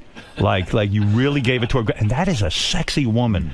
She ain't so bad herself, yeah. That's what I'm saying. She is a sexy fucking woman. Yes, she is. She always has been. You know, my God. It's very insatiable. And she's a good girl. She's a good woman. She admits it. She says, I have to fuck like crazy. You know, she loves it. She loves to fuck. I mean, guys, what are we talking about here? Hey, nothing wrong with that, man. Is she the sexiest woman you've ever been with? Got to be up there. Wow. It's got to be up there. So you guys got back together again, and now you recently broke up again. Mm-hmm, yeah. Why? What happened? Well, you know, I think that we were basically going in different directions, unfortunately. Like I said, this has been the busiest time of my life, between doing my record, writing and recording and all that stuff for the Bon Jovi record, and being a single dad. You know, how does that work for you, being a single dad? I love it so much. You do, but doesn't the kid? Don't the kids usually kind of go off with the mother more? It's like it's hard for you to. No, you know, her and I have a very, very great relationship. I don't know what happened to you when you got divorced from your kids, but when I got divorced, my relationship with my little girl got better. Right. You know, because I mean, the time that she was spending with me, she was spending with me. Right. And you got to do stuff on your own. Oh yeah, there you go. There's a picture of the two of you guys. Look at that. Very nice. Oh. Yeah, there we go. Look at you. And so you say things got better. And are you still friends with Heather? Like, can you go over there? I read that you actually go over there and have Thanksgiving and all these holidays. Absolutely. With Heather. You can. Oh, yeah, no, we just, you know, at first it was, you know, anytime you get divorced at first, always there's that, you know, kind of period where you're like, you don't like each other. Right. You know, because you're fighting about finances and this and that and the other thing, blah, blah, blah, blah, blah, blah. Who's going to pay for this and who's going to little hangover on that thing goes on, you know. Right. But, no, Heather and I, you know, knock on wood, are really great friends now. Ava and Heather and I went to a wedding together about 3 weeks ago. That's fantastic. You know, we text each other. Heather's working again. What is doing she really doing? well. Actually, she texted me yesterday, and she's doing a thing on Scary Movie 5. Oh, no kidding. Where she plays the mom of the Black Swan, and it's funny as shit. Man. Have you ever gotten to the point, post-divorce, that you've had sex with Heather again since the divorce? Would the two of you ever go back there once No, in a while? I don't think so. You don't think so? No. It can't happen. I don't think that so. line, huh? We can't cross Too much that line? water under the bridge, baby. Too much. Yeah. Like, it's never been a night you're all hanging out, it feels good, your daughter's, you know, hanging out, the kid goes to sleep or goes out with her friends. You're not and all of a sudden you go, you know what the fuck? You know what? Let's just go to bed. You're Heather Locklear, I'm Richie Sambora. Why not? Why not? I can't say the thought hasn't crossed my mind. Right, why but not? no, you know what?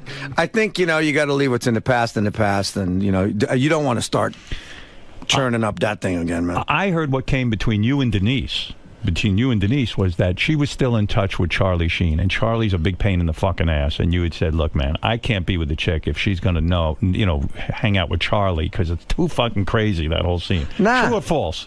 False. Really? You know Absolutely Charlie false. at all? Absolutely. Charlie and I are friends, man. Oh, you are? And we've always been friends. Me and him used to hang out in the old days when we both were crazy. Right. Oh, you did? Oh, yeah.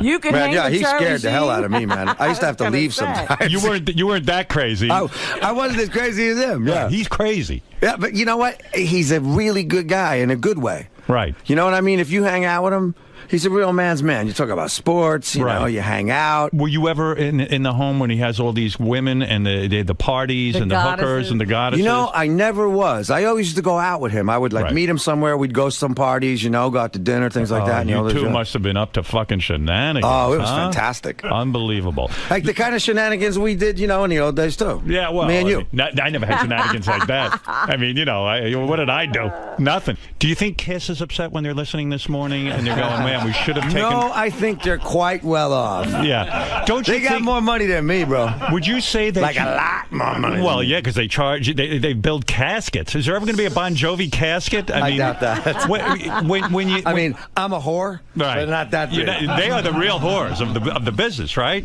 It's unbelievably... They're not ashamed at all of taking every dime. No, they're shameless, man. Sometimes you have to say to yourself, hey, I'll pass up on some merchandising, right? Exactly. You have to. Think of the arguments you would have gotten into with those guys had you joined Kiss. What a different life it would have been. Oh, yeah. Incredible. Yeah, remarkable. But let's get to the new single. So this is very personal, this song to you. What song are you going to be doing for us? Here's a song called Every Road Leads Home, and it seems to be the impact track that everybody is kind of going towards these days. Right. But interestingly enough, you know, I decided to go with an independent label. Okay. Which is interesting because the business is changing, obviously. You know, obviously, social media and downloading is really what's going on. Right. And I also wanted to make the record I wanted to make artistically. Right. And, you know, obviously there's going to be a commerciality in it, but there's a lot of jamming in this. So you're getting the acoustic version of this stuff, but people are reacting to this track. Now, some have interpreted this track, Every Road Leads Home. Home being Denise Richards' vagina. Oh, my God. That's true, Robbie. Am I right, Richie, on that? Or is that a misconception? It was actually, it's actually me being on the road coming home to my daughter, actually. Oh, how boring. Yeah. I thought it was about Denise. You know. You got to tell me what she's like in bed. She's lovely. She talks up such a good fucking story here. What are you going to do, man? I mean, you know, she's hot. And she's a freak. She describes, she's blowing her, you know, she describes the whole thing. She loves anal. She loves anal, she told me. I just work here. I know. Are you into anal? I mean, giving it. All right. So this song that Richie's going to do. Giving, of course. Yes. All right. It hurts when they receive. Oh, my God. I mean, if you would write a song about how you manage to last when you're in bed with Denise Richards and I blow off right in 2 seconds, I would listen to that song. That's another song you should write. All right. Listen, Richie, so this song... Next time, before I write a song, Howard, I'm going to consult you first. Please do. So here's the song. Let's listen and see if we can understand what Richie's trying to say to us in this song. Yeah, no problem. It's called Every Road Leads Home to You. All right. Dudes. Here we go.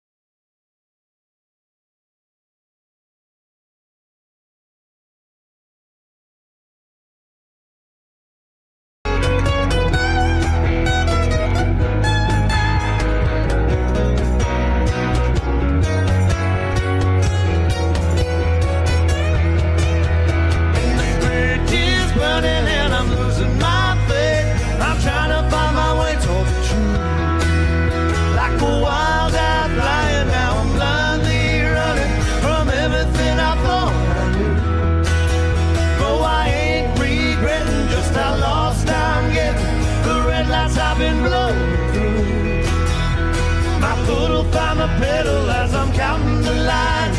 Every road leads home to you. Every road leads home to you. Home to you.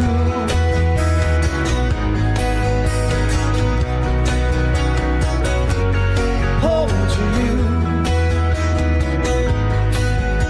Every road leads home to you. Every road leads home to you.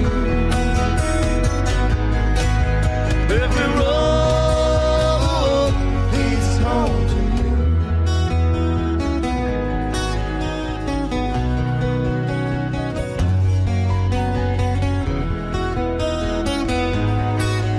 Every road leads home to you.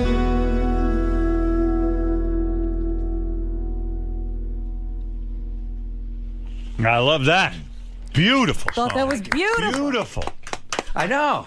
Right? Pretty good song, eh? Real good song. I liked it. I'm telling you, man. Thank you, Robin. I loved it. I loved it. Did you play that for your daughter? Oh, yeah. And did you say, honey, this is about you, or you just don't say Absolutely. anything? She loved it. She loved it. That's a beautiful thing for a father to write to his daughter, especially a divorced father, because Heather can't write a song for her. And you say, look, Daddy's better than Mommy, right? Well, you know, hey, there's that, you know, there's the thing between a father and a daughter, man. Right, it's very special. That's just a little deeper, right? Yeah, that's great, I tell you. But you know what? The thing about the song... I mean, what does Heather do? Heather goes out and buys her a sweater. You write a song for her. You know what I'm saying? I love that song. I love the it. thing about this song, you know, it's like this whole album is interesting, you know, because I write stuff about me and what's happening in my life, Right. and I realize that it's everybody's stuff. That's It's actually right. universal. I mean, I think I've always been good about that, and I've always been good like that. I mean, even living on a prayer. Like I Right. said, you know, it kind of It's was about about us people's- struggling, Right. doing our thing, getting out of New Jersey and trying to make ends meet.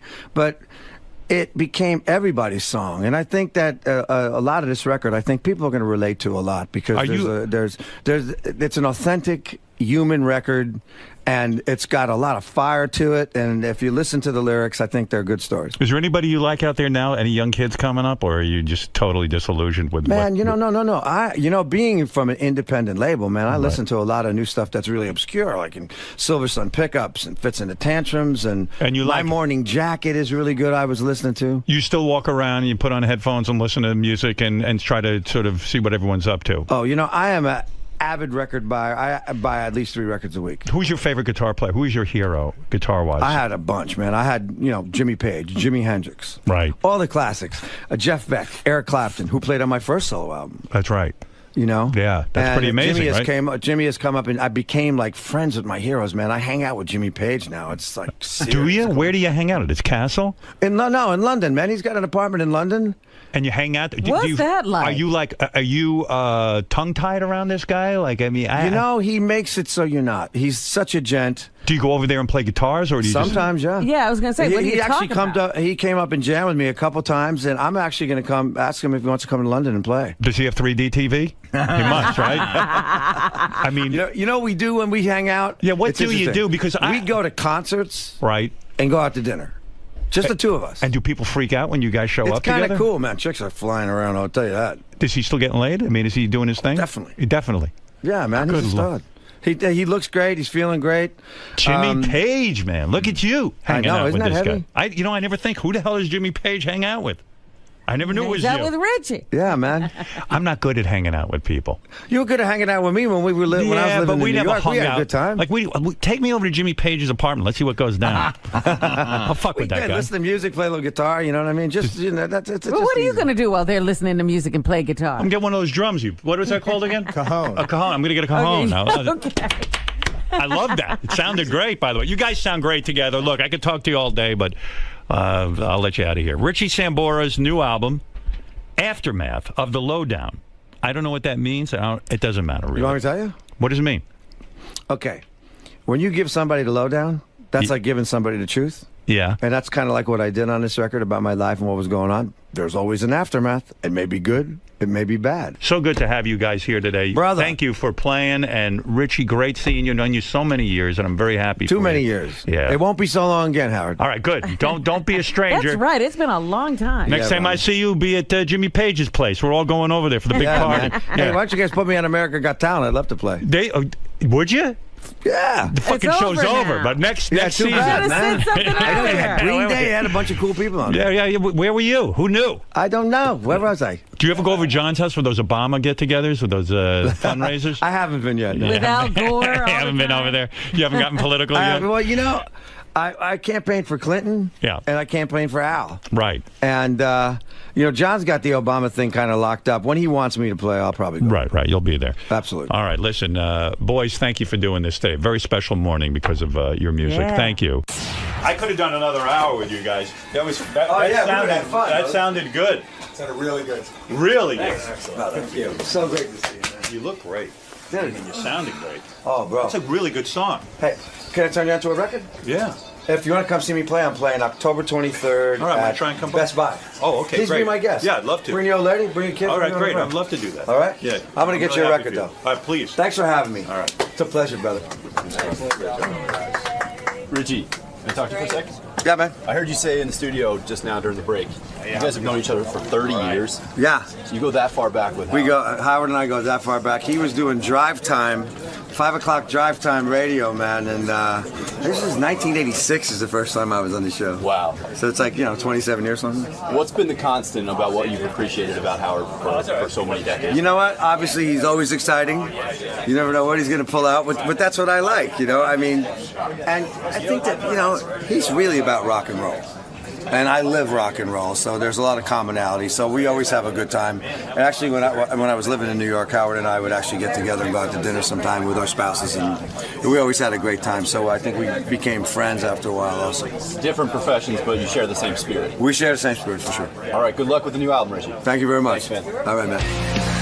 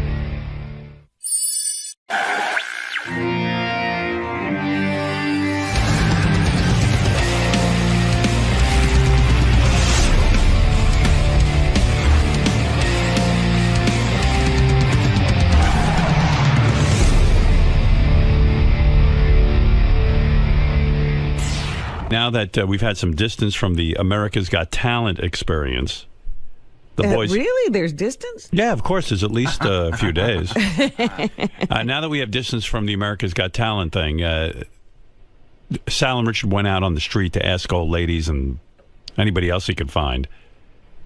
Oh, what they, he kind of tried to ID people who look like they might hate me. Uh-huh. He can tell by Well, yeah, you looking. can tell. You can look at somebody and know if they like me or not. Can't you, kind of? I mean, let's face it. We can profile Howard Stern fans. So he wanted to see if I'd won anyone over. How did you think Howard Stern did this year on America's Got Talent as a judge? I was surprised that he was pretty good. Did he win you over? No, I don't care for Howard. Would you like to see him come back next year, or would you like to see him replaced? Replace him with an entertainer. So he didn't win you over at all? No. Hey, I'm an entertainer. I mean, maybe she you did say you were pretty good. Yeah, but she didn't like me anyway. You can't have the job because she doesn't like you. She didn't like anybody, I think, if I remember this one correctly. No. No, one bit. no, not really. But you still think he did good, though? He did good, but it's time for somebody else. Good, but not good enough? Yeah. Your opinion? How do you think Howard did this year as a judge? I was quite surprised, and I really enjoyed him. I did enjoy him. It's fine if he comes back. Who do you think is a better judge on TV, Howard Stern or Britney Spears? Oh, I'll go with Howard. I don't like Brittany either. I would say they're kind of equal. They were both crazy, so now they're both coming around. How about Howard Stern or Simon Cowell? Who do you think would be a better judge? I'll take Simon, because he's obnoxious.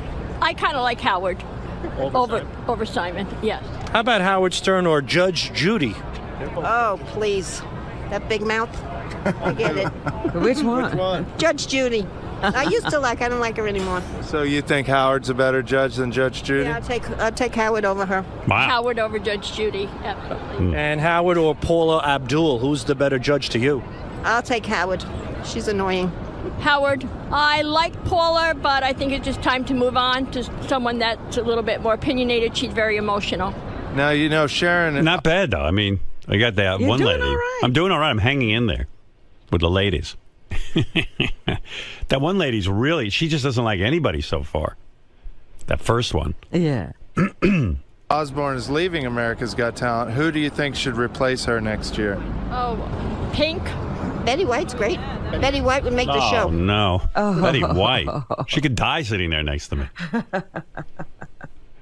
Betty White. How come on all these other shows you get to sit next to, like Nicole Scherzinger? Yeah, let me sit next to Nicole Scherzinger if they're going to replace Sharon. Let me take a look at that. I don't know. They asked a bunch of people. What do you think of Howard Stern, how he did as a judge on America's Got Talent this year? He's wild. He's still wild. He's good. Good? He's good. Who do you think will be a better judge, Howard or Britney Spears on the X Factor? Howard. Why? Because I don't like her. What about her? I don't think she has any talent. What about Howard or Simon Cowell? Oh, he's nasty. Simon Coward is sort of kind of nasty, so Howard is a little nasty too, but okay. I would prefer Howard. Yes. You see? Even to Simon, huh? Even to Simon himself. I'm moving up there. Maybe it's a good time to leave America's Got Talent. I don't think I could, Go out on top. Go out on top. You should see me at home wrestling with myself as I try to make my decision. Really? Yeah, well, What are you doing? Have you made a list of the pros and the cons? Well, I kept a folder all year of, everything.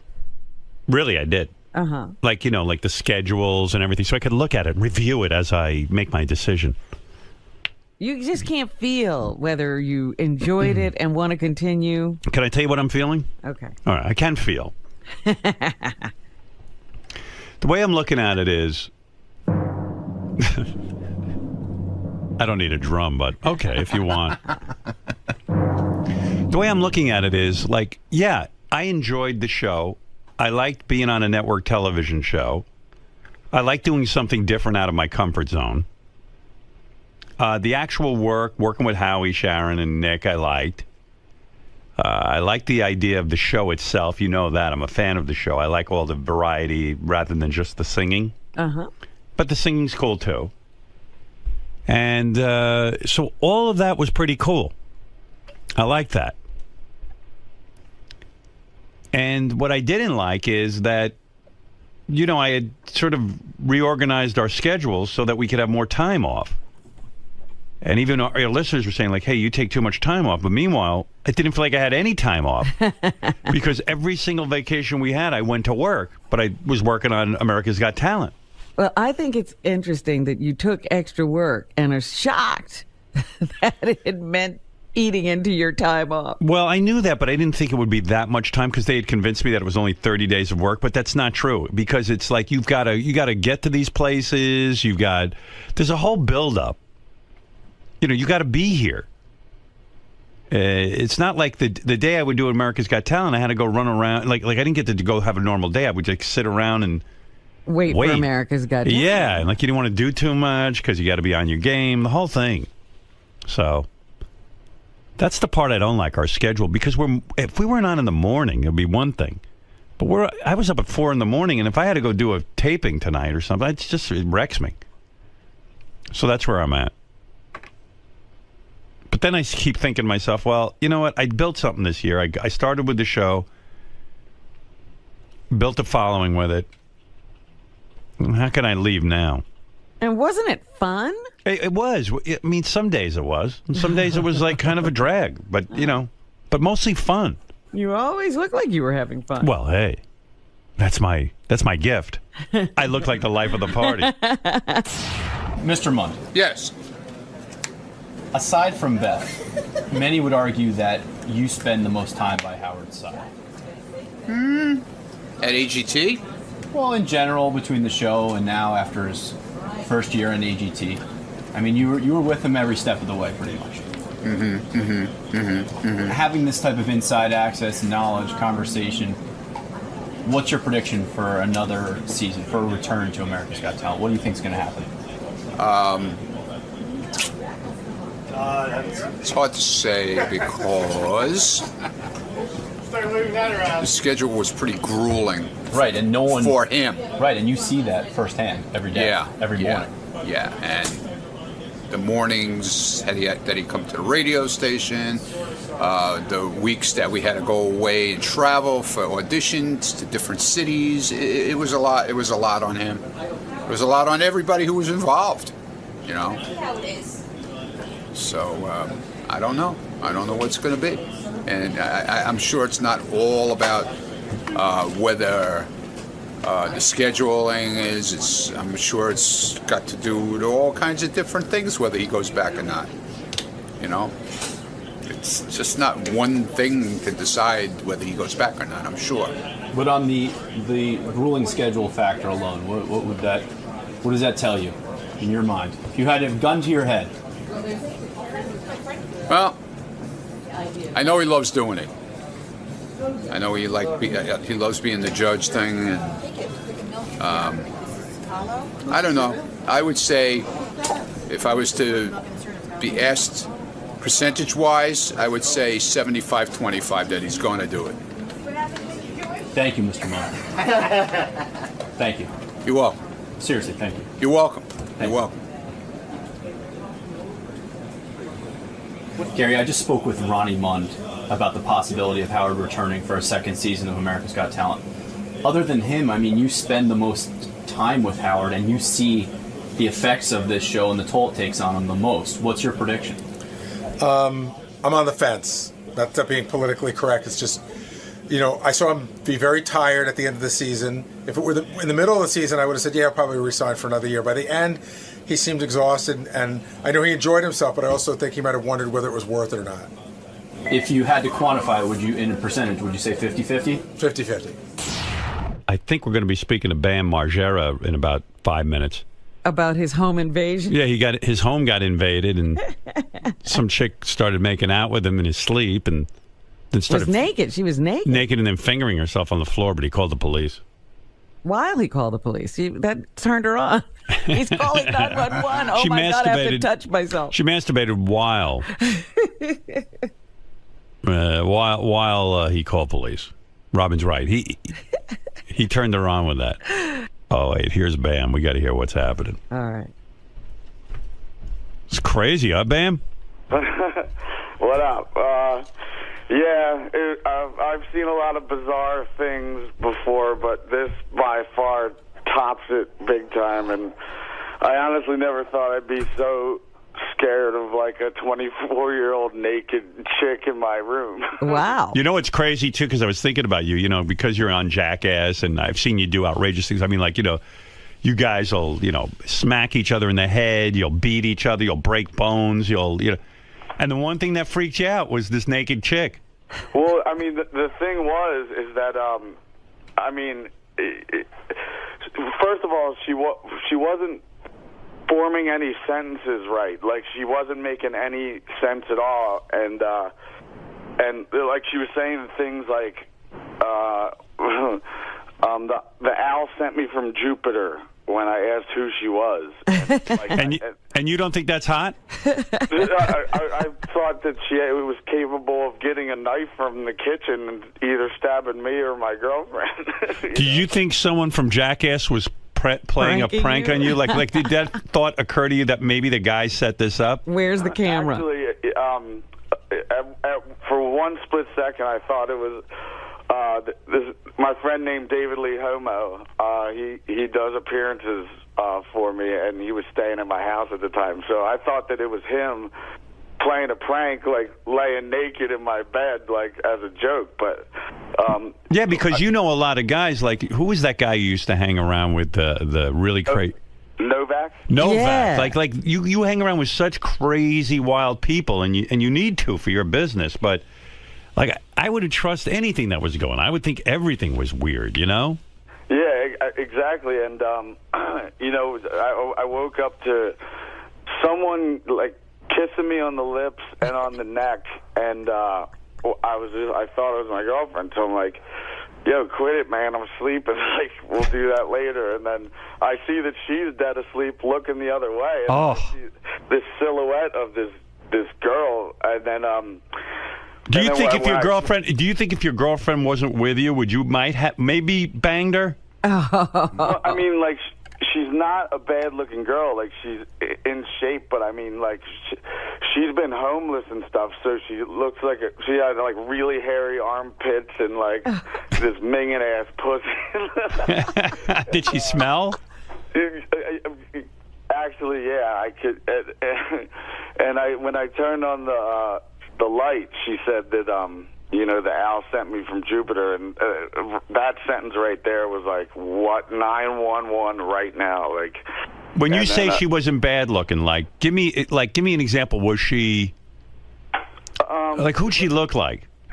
She looked like a hippie girl that in shape. She had no boobs. And you know, she looked kind of like a skater girl, you know, like one that didn't bathe too often. Did she look like what's that singer's name? When you say skater girl, who's the girl who wrote Avril Lavigne? Avril Lavigne? Did she look like Avril Lavigne? Oh no, she's drop dead gorgeous now, but yeah, because if it was Avril Lavigne, I'd bang her. I don't care if she has a what did you call her pussy? The owl from Jupiter would have been fine. A fine sentence. Is that what she said? An owl from Jupiter sent me. Yeah, and then There's no owls on Jupiter, Robin. And another thing is that when she was kissing me on the lips, the very next day I get this minging ass cold sore on my lip. So I'm like, this bitch just gave me fucking herpes, or else I have a major stress blister from all this. No, that sounds like she gave you something. All right, so let's take me through this. This girl, had you been contacted by her before? I knew of this girl who came from Florida somewhere, who left her husband to come. She knocked on my mom's door from like with all of her bags packed and said, "I'm here to marry Bam and move in." Yeah, that's all you need is another wife. You just got rid of one. Well,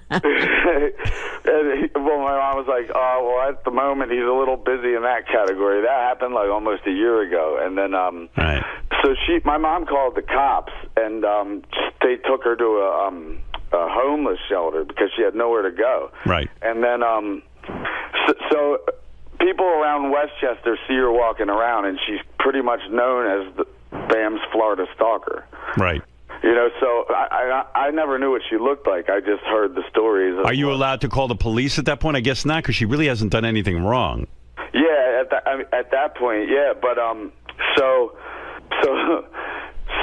my girlfriend takes her down as I'm on the phone with 911, and she's telling her all kinds of complete nonsense, like nothing that she said made any sense. She would say, like, my parents invented goats and trailers. And then, but wait a second. So the woman had been around town for like a year. She'd even gone to your mom's house. You put her in a homeless shelter, blah, blah, blah, blah, blah. Yeah. So, like, how did she, like, so she must have broken into your house that night.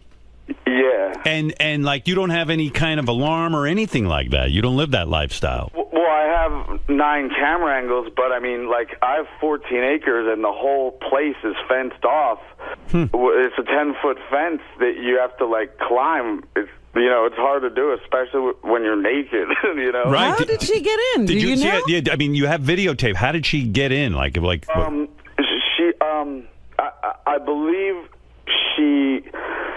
there's one part of the property where you can walk through the woods, but it's all marsh, so you're up to like a foot of mud if you want to do it that way. And and it's pitch black. You can't see anything. Like, even I wouldn't be able to figure it out, and I live here. I mean, this is a weird question, but is there any chance this girl would make a good judge on America's Got Talent if Sharon leaves? Because she sounds great. So wait, so you're saying somehow she negotiated the woods in the nude because did your cameras pick up the fact that she was nude when she broke in? Actually, the guy who knows the password to check the footage is on a vacation, and I can't get a hold of him to look at it yet. Yeah, we got to get a hold of that. Yeah, we got to find out how she got in. And will you release that video when you get it? Yeah, and so when she figured out that I called the cops, 10 police officers, state troopers show up, and she's still rambling on about, like, the Agonists from Montreal, which is a pretty good death metal band that I, like, sent me from Galaxy 5000, like, just making up anything. And so when she saw the police cars coming in, she just ran into the woods naked, and and she absolutely had no clothes. And apparently people from Westchester who see her walking around know that she has a BMX bike. So I think that she drove from Westchester, which is 7 miles naked, to get here. How do you know she didn't, like, have clothes on and then get naked when she got in your house? Yeah, she might have walked through the mud. We tore this place apart, and we couldn't find anything, and she didn't even know where her clothes was. She, like, either she's completely mentally ill or she was on, like, loads of acid or something. Well, let me get this straight. So, okay, so that night, so she somehow gets in. And by the way, who's your new girlfriend? Is she super hot like the ex-wife? Ex-wife, yeah. Yeah, big time. She's from San Francisco. Yeah, she looks like Angelina Jolie, but she's in the itty-bitty titty committee. She has no boobs. Your girlfriend? Yeah. Yeah, well, you got to bring her in here one time. Fair enough. Yeah, I mean, we need to look her over if she looks like Angelina Jolie. Yeah. That's hot. So where'd you meet that one? Actually at a CKY concert in Petaluma, which is right near San Francisco, and she was in, like, the front row, and we kept making eye contact, so finally I just brought her up there, and then we just connected real well, and then been keeping in touch ever since. But how old a girl is this? She's 26. Perfect. Nice. Yeah.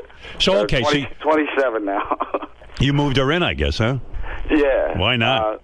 And so... Oh, there she is. Yeah, she does look like Angelina Jolie. Oh, my goodness, she absolutely does. Yeah, a little bit Mila Kunis, too. Yeah, I can see that. Yeah, hey, man, that's fine. Move her right in, too. How long did it take you to make that decision to move her in? Well, we would see each other on and off when I would fly to L.A. to film Jackass or something like that. But, you know, after a little while, it's just like, all right, you're moving in. Yeah, you don't want to leave her laying around somewhere, you know what I mean? So anyway, so she's asleep. You're laying in bed. Suddenly, you feel someone making out with you. You think it's your girlfriend. This broad kisses you, and meanwhile, just from one kiss, you're saying you got a cold sore. That's unfucking believable. Yeah, like who knows how long she was kissing you? Because you know she might have been. And who knows how long she was standing there staring at it. Right. Oh, it's so creepy. That's creepy. Oh yeah. my God. And so then when you finally stirred, you realized it wasn't your girlfriend because you looked over and you saw your girlfriend sleeping. Yeah. It's like, oh my. I mean, that's got your heart's got to be pounding a mile a minute. Yeah, it's like especially when it's like dark and you can't really see. Like all I could see is a silhouette of a naked chick that I never recognized before. Wow. And it gets even better because you know, I said she's known as the Florida Stalker. Well, a few of my friends do a radio show at a bar in town that she happened to show up to at the time. So they're like, we want to interview you right now. And this was about 2 to 3 months ago. And they say, so you came here from Florida to marry Bam, and where are you even living right now? And she said, I live in a tree fort, you know, and they just thought she was nuts. Well, tree fort. Well, when the police came here, they searched my entire property for almost 7 hours, and finally they find her in my treetop casino. So she did this interview 3 months ago, which means she's been fucking living at my house without anybody knowing it. What's a treetop casino? It's well, for Viva La Band, we did this episode where we built this tree fort in the woods. So I hardly ever go down there. Right. And nobody really does. But she's been sneaking in and living there. But you call it the Tree Fort Casino because what? You guys would play cards and stuff there? Yeah, exactly. Yeah. Oh, cool. I'd like to build one of those actually. And never go to it. Yeah, Never, yeah. I mean, a naked woman living in it. No naked women in my Tree Fort Casino. But you know, like every guy's probably thinking, hey, that's kind of cool, but it's not, man, because that's scary. I mean, she could have cut your dick off. Yeah, or something. you don't know what she could have done. Yeah, I mean, the most bizarre thing was just the fact that, you know, she's not, her sentences aren't making it, you know, she would just say words. It was scary. So do you think that, so she's in police custody right now, right? Yeah, and you know, I feel bad for her because, you know, like they gave her like sexual assault charges, stalking, trespassing, breaking and entering, robbery, like all this. Well, how can you rob anything with your butt ass naked? But they pretty much gave her. Yeah, but dude, you got it. Listen, don't say you feel bad for her because this is a chick who's not going to give up. That's number one. Like, look at Letterman. He used to have some situation like that. That chick was not giving up under any circumstance. If what the cops are trying to do is make enough charges, because, you know, in our system, the cops charge you with a bunch of stuff, and then it gets all knocked down. So you want her to be in jail for a while, at least just to fucking straighten her out a little. Yeah, have her sentences straightened out? Like, to get help. Like, I'd rather just have her get help. Like, who's going to help her? Dr. There may Phil? not be any help. I don't want to press charges or anything. No, I just want her to get help or leave me alone or something. Dude, listen to me. Listen to me, Bam. You respect me, right? Yeah, big time. Okay. You've got to press charges. You have got to. Listen to me. If you don't, then this chick's going to be out. Yeah. You've got to, man. And she'll be back at the tree fort. I mean, as crazy as your life is and how cool, you know, like you're one of those guys like, hey, man, everything's cool. This isn't cool. And the scariest thing is that now that I figured out that she's been living on my property for 3 months. You know how many times I'd be like alone at 3 a.m. in my kitchen, like jerking off to internet porn? You know, like, she could have been peeking in the window. Of course she was peeking in the window. She's got video of you jerking off. Have her sentences straightened out since she's been, you know, in jail for a little while. Yeah, what's the report? Like, is she starting to talk normal, or is she still? You know what? I don't think she ever really talks normal, because even when she did that interview 3 months ago, she still wasn't making sense. That's what I'm talking about. That's why when she said, I live at a tree fort, they just thought it was another nuts thing that she was saying. Right. Was there ever any point where you were like going to go, hey, let's do a threesome? Like did you... you know what I mean? Like, here's a naked chick and your hot girlfriend standing there. And I mean, just the fact that we didn't know who she was, you know, that probably wouldn't have flew. But right. If it was a good friend, you know, that we knew all about her, I guess it might be a possibility. But no, you got to press charges. I'm telling you, Bam. It's that's dangerous stuff. Like, I know you may not want to. I know it's funny, and she's a naked hot chick and all that stuff, but and like I'm terrified. I was so scared that like I had to go to my neighbor Cresta's house to like hide and shit. Right. I mean, so I'm hiding at my own house because I'm terrified of where she is. The police looked everywhere and just simply couldn't find her. And I guess she found some like little, because they looked in the tree fort and couldn't find anything. And then finally, when they double checked, you know, I guess she was covered in blankets or something. Oh, up in the tree fort. Yeah, and that thing is so like rotten at the moment that like there's not even stairs to get up there. So she has to go on my mini ramp and scale a 2x4 that's about 15 feet long and 10 feet high. No wonder she's in such good shape. Look what she's doing. Yeah. And I like Bam's house. It's like my mini fort, my mini ramp, my tree fort. I mean, it's like a 5-year-old's house. It's cool. No, it's the Neverland Ranch without the kids. Yeah, it's crazy. Like she had to climb up my mini ramp to get to my tree fort. She scaled a 2x4 to the mini ramp. It's so great. Did the other jackass guys call you to just say, hey, are you okay? mean, I got just tons of text messages, just like, just when I think that your life can't get any crazier, or something like that. Hey, was that your hot new girlfriend I heard in the background? Yeah, she's here. Yeah? Should I say hello to her, you think? Are you going to stick with this one? Yeah.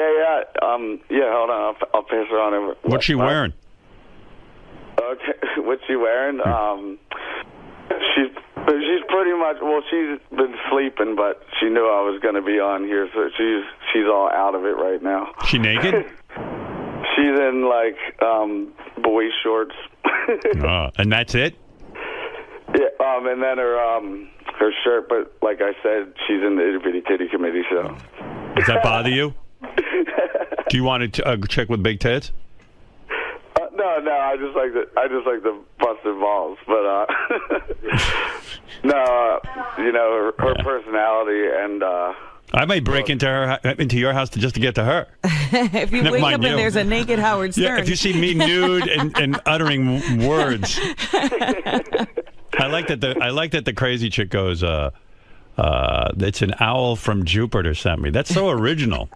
Yeah, she is pretty creative, I guess, because I never heard any kind of sentences that she was coming out with. Is there any part of you that wants to incorporate her into the next Jackass movie? Like maybe she'd be the first chick to be in Jackass. You know what I mean? Like sometimes professionally you go, Yeah, I know she's insane, but like maybe we put that in. So are we. Yeah, we're insane. She's insane. It'll be great. We would probably have to have like a team of security next to her because nobody knows what she's capable of doing. Like, yeah, she's the real jackass. And actually, you just mentioned Novak. He did a year in jail, and he pretty much just got out. But oh, you're kidding. Yeah, and he was only supposed to do 5 months on the weekend. So he would just do weekends and get out. But the idiot comes out and comes on my show on Sirius Radio, and he goes, George W. Hill Correctional Facility is idiots because they have 30 of us pissing the line, and the last person they're looking at is me, so I take my buddy's clean piss out my ass and pour it in, and somebody just forwarded it to the warden. So when he came in the next weekend, they're like, you idiot, we heard your radio show, you piss right now, and then he did, and it turned out to be hot, and they're like, you're getting a year in prison right now. So he thought he was doing 2 days on the weekend. He wound up getting a whole year. If you were a decent man, why wouldn't you set Novak up with that crazy chick who broke into your house? It sounds like a match. Because, I mean, it seems to me that owls from Jupiter have been affecting Novak's life, too. Yeah, actually,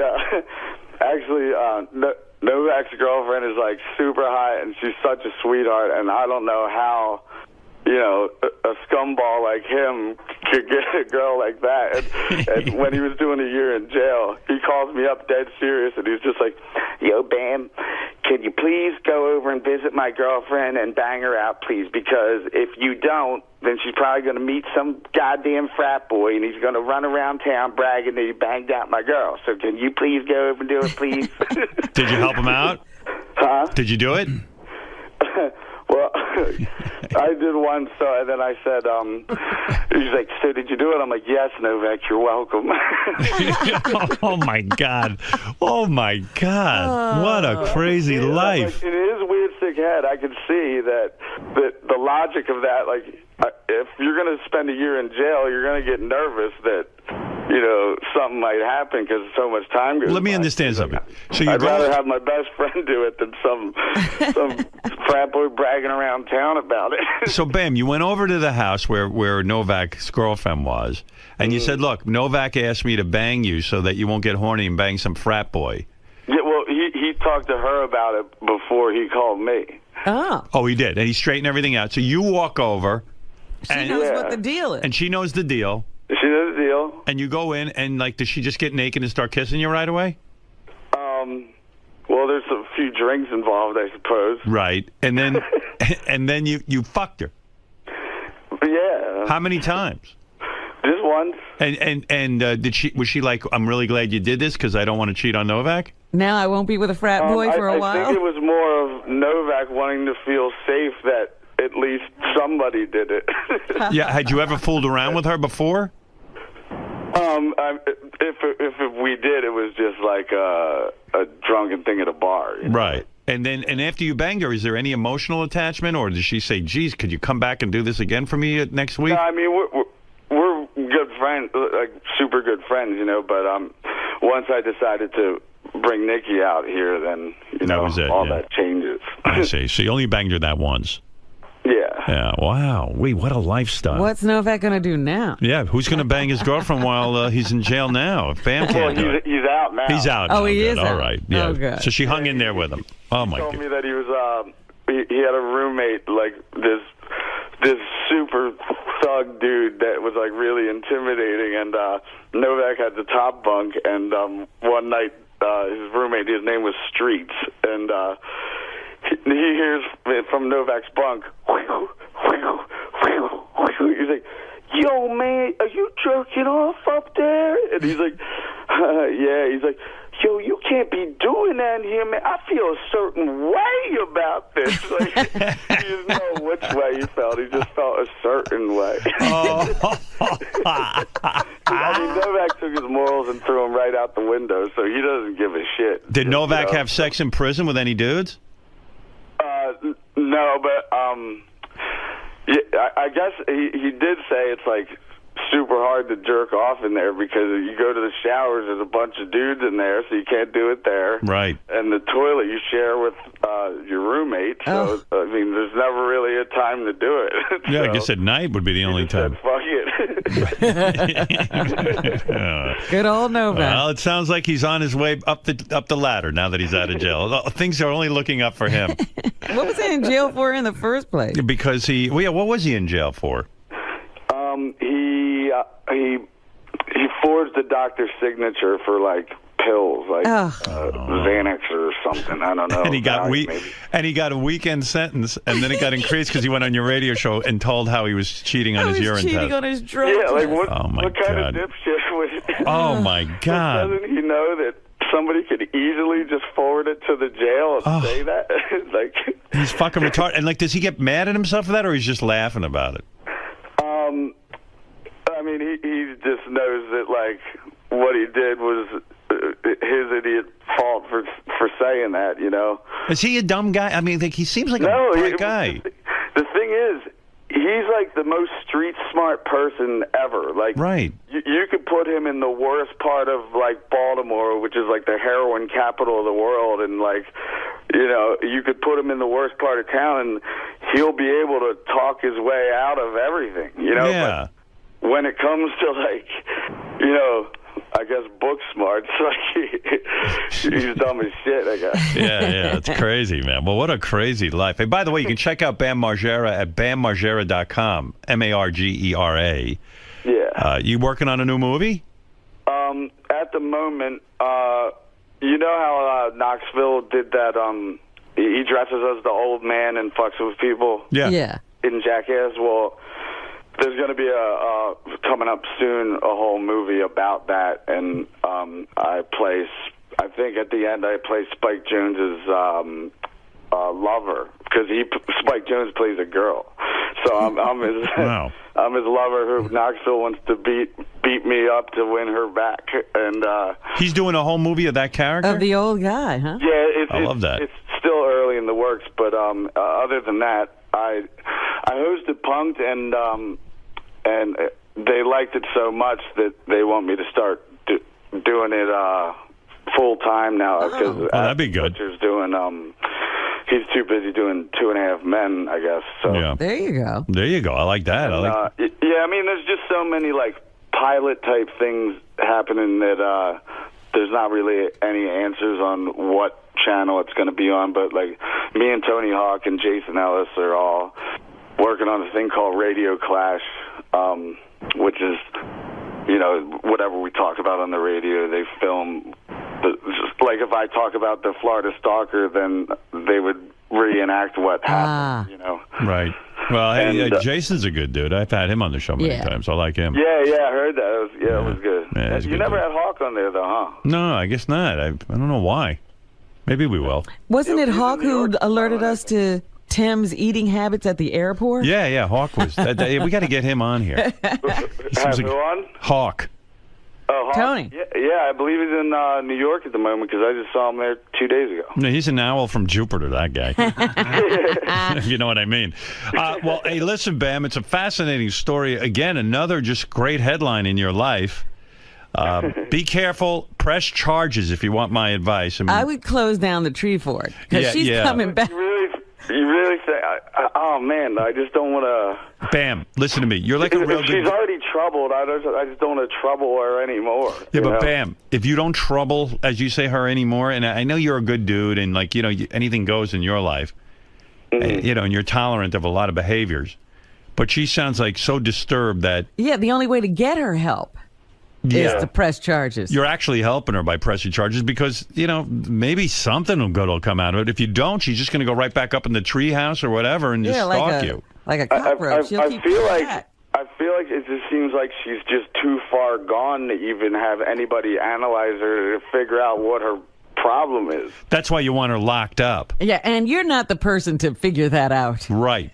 Yeah, like when you hear people at raves who are selling like acid, and they have like a massive vial, and then it breaks and soaks into their leg, and then they're nuts forever. Right. Like I think that probably happened to her. Yeah, I mean it's a sad story, but you can't get sucked into that sad story. You've got to really realize your own safety and your girlfriend's. And if that chick gets out, you better beef up security around there. This woman says she wants to marry you. She might be dangerous to any other woman in your life. Yeah.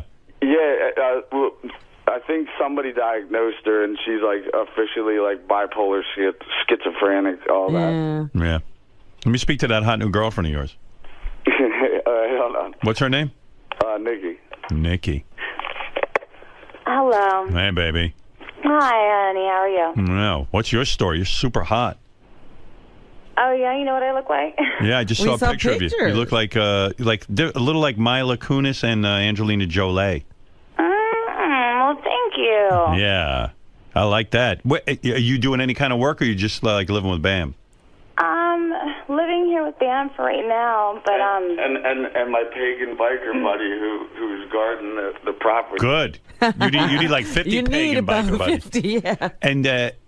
And so your whole thing is just having sex with Bam, right? Wait, what? Like your whole thing is just like being with Bam and pleasing him. Well, I mean, I love him to death. Yeah. You have any Oh, aspirations? love. I moved out here from San Francisco. Nice. What'd you do before? Huh? Like, what do you like? do before? What's your aspirations? I am a photographer, graphic designer, and I also pose for art naked, like, figure modeling. No kidding. How can I, like a lot of Even us... though I had Don't you draw, Howard? Well, I've got a sketch pad with a Mont Blanc pen and stuff. I'm pretty much into sketching. Any chance I can hire you to pose nude for me? Yeah, sure, why not? What does a thing like that cost? Well, I got paid $200 for 3 hours. Oh, fuck. We'll give you $400 for 3 hours. You don't even have to, but you're going to just throw it in. I'm doubling your salary. $400 for 3 hours. Yeah. Hey, why don't you come down here? I'll give you $400. And You want me to model for you? Yeah. I'll draw Okay. you. I'd love to All right, draw you. let's I would do it love then. to. Beautiful. Fuck. Well, you look. That's great. $400. You'll be naked for 3 hours. Oh, so Bam here was just saying that do you guys still give away boob implants? What? What kind of thing? No, a boob job. Boob job. Boob jobs. Oh, Do me a favor? Let me look you over when I'm drawing you. I got my suspicions are you don't need fake boobs. Like you're probably hot and Bam doesn't need you to win them. Yeah. Well, the good thing is that I do have a butt. Well, I gotta sketch you. Okay. Do you mind if I position you when I sketch you? I have various positions I like. I can work with that. Yeah. I can do that. Probably all fours. Yes, I can do that. So how's that work? Like you come into my classroom, and then you like disrobe in front of me. I take off my clothes. I have a robe. I go on stage and I do my thing. Yeah. Yeah, and then however we want to pose you, we can pose you, and we just draw you and stuff. Exactly. Fred, who decides on the pose? I'll do that with Fred. Sure, why not? Yeah, when you go to these classes, who decides on the pose? I do. Oh, wow. What's your favorite pose? How about this? I will show you all of them when I go in there. Oh, great. Will you ever, like, spread completely open so I can draw the inside Like of your vagina? Like a hustler pose? Yeah, like a hustler type deal? With a leg up on a chair? Yeah. You would do that? Yeah. Wow. Anus, and the anus spread as well?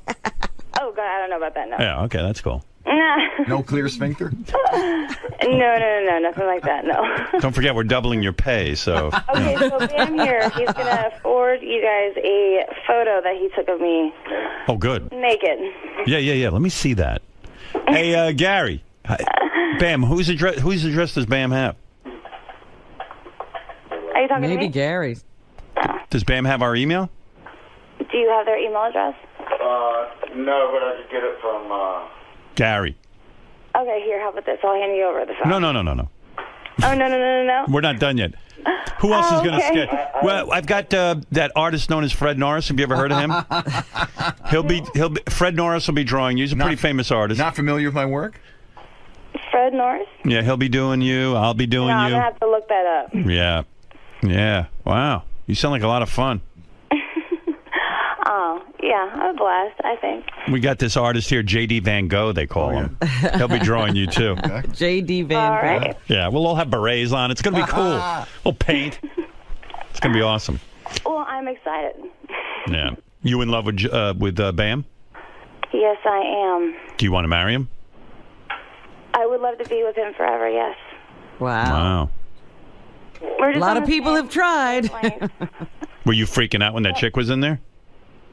Oh, God, I've never experienced anything like that ever in my life.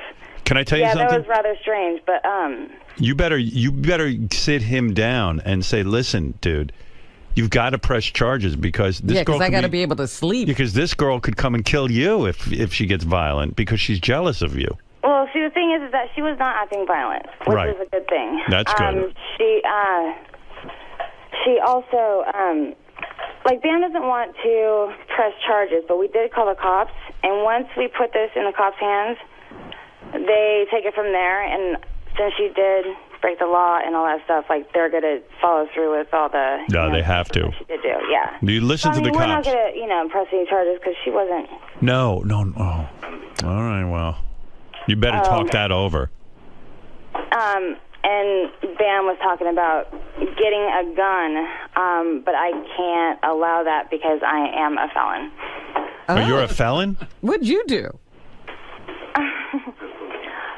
Oh, What did you do that you're a felon? I caught my boyfriend at the time cheating, and I pistol whipped him. Whoa. That's a felony? That's a felony. She How pissed- bad was it? You pistol whipped a dude? Wow. Yeah. Well, he tackled me down on the ground while she walked out, and... Oh, you caught him in the act. Oh, wow. Hey, you didn't shoot him. You just pistol whipped him. What is pistol whipping exactly? Where you take the butt of the gun and you just kind of smack him in their face? Exactly. Oh, that's cool. Several times. Wow. I bet you Bam won't cheat on you. Well, I think he had his time for play. And what did he do? Did he press charges against you? It's kind of a long story. Maybe when I go in there and I'll model for you, I'll explain it to you. Yeah, when you're Like, naked, more you can detail. explain that to me. Why did you? I mean, my dumbass decided to date somebody who was running a brothel, and there's a lot more of the story, but oh dear, I kind of don't want to go into it. Were you hooking? No. You weren't hooking. I was the photographer. You were the photographer at a brothel? They take pictures. I don't want any pictures of that. I was the Sir, would one you like to have your picture taken with your hooker? How do you become a photographer? There's no way in hell that I can do something like that. No way. How do you become a photographer at a brothel? Yeah.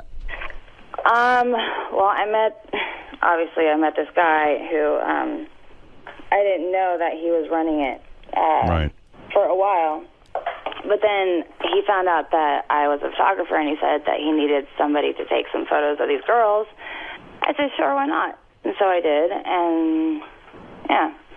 So how long did you go away to jail for pistol whipping your boyfriend? 2.5 months in county. Did you do any chicks in there, or Oh, no. That's not your thing. Oh, God, no. Yeah. Were your parents upset that you And pistol then whipped the I guy? was on 3 years felony probation. Oh, so you're free and clear of that now? Yes. Yeah, but Bam can get a gun. Finally. Why can't Bam get a gun? But Just she 'cause- can't have a I gun. live here. Yeah. Oh, wow. You mean Bam can't have a gun because you live there? Exactly, yeah. Holy mackerel. What's happening to our rights, Rob? They're being trampled down the on. drain. Wow. Not So, fair. jeez, you're wild. You are just, I learned a the, lot. you're the whole package. Yeah, I wonder how this guy could go back to the brothel after, a chick beat him up. Yeah, right. I mean, and was he humiliated that you had beaten him up? Well, I would imagine so. Yeah. He looked pretty horrible with a huge lump on the side of his head. Jeez, I can't wait to draw you. Wow. Wait, what was that? Can't wait to draw this chick, Robin. I know. She's exciting. Yeah, I'm really going to do a good job. I'm a pretty Well, good... I'm excited, too. Yeah, I think you'll enjoy my sketch work. Yeah. Yeah, if you don't mind So looking like a stick figure. do you actually draw? Yeah, I sketch. I do. Yeah. I mean, it's no big deal for me to sketch a nude woman. I mean, I've done it many times. He's also a photographer. You two can I am a swap notes. photographer. You are a photographer? Yeah.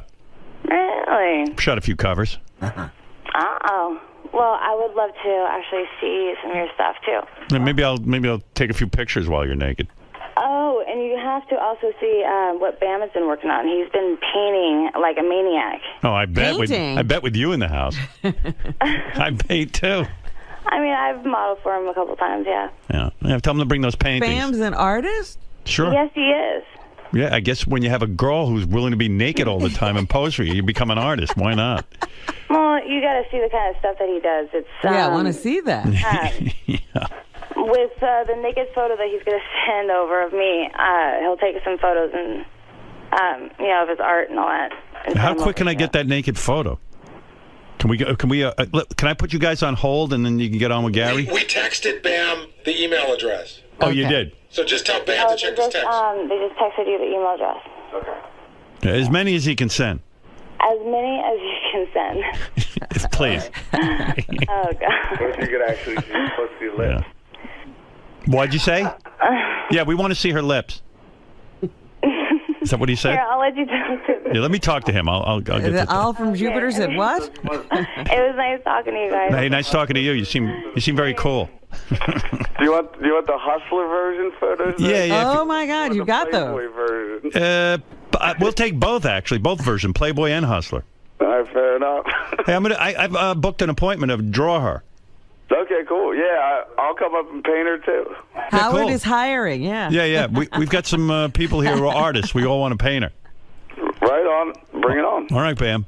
All right, well, hey, listen, go to BamMargera.com, MARGERA, and check out what he's up to, and obviously a lot of cool stuff. Oh, and you also have to follow Eric_the cat at Twitter, because he's my new cat, and he's getting loads of followers. I take photos of him driving the Lamborghini and stuff like that. Oh, my goodness.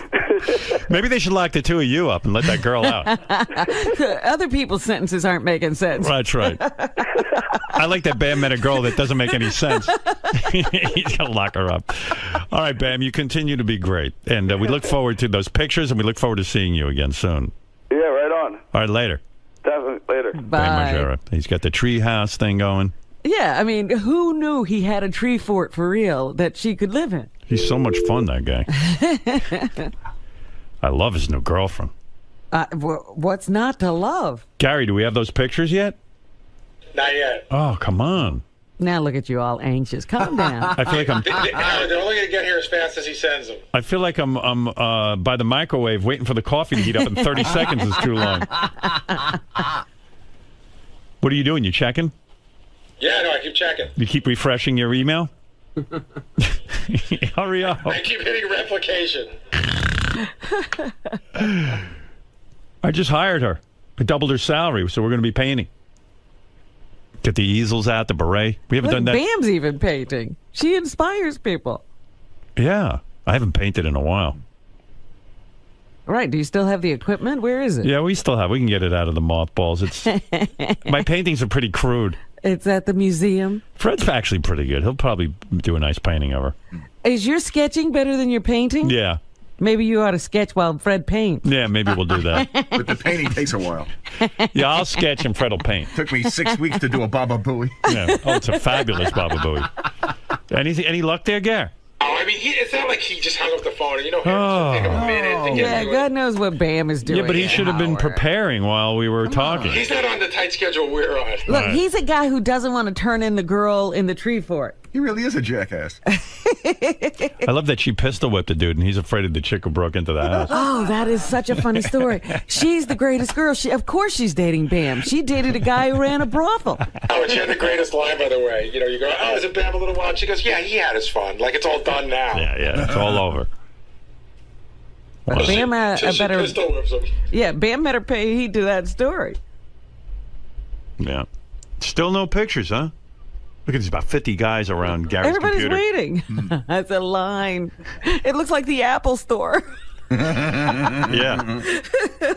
All right, I guess I got to take a break. I was hoping for And wait. Yeah, I was hoping Get for some pictures. patience. Shit. Nothing yet. Nothing. Oh. Don't tickle my ass with a feather. How do you know how Bam is with technology? He might have to wait for somebody to No, do he's all like a this. young guy. He's these kids today can text and do everything. I got to get John Lieberman in here. What? He uncovered his story. Real quick, John, get in here because I got to do Robin's News and we got a big meeting today. So you got to hear this. So John uncovered a big story concerning Sal. Uh-huh. So here's how the mystery started, Howard. Right. Ronnie brought to my attention this morning that Sal has worn hats to work the past 2 days. And everyone asked me if I noticed, and I go, I never look at Sal. So, of course, we solve mysteries, we uncover things. So I confronted Sal about this.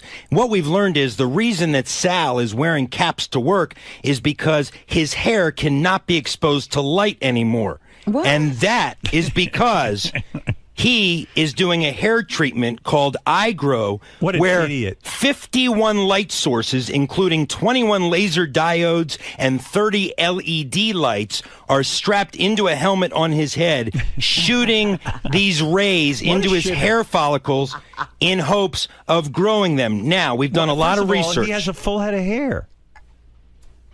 It must be thinning to him because he was taking that.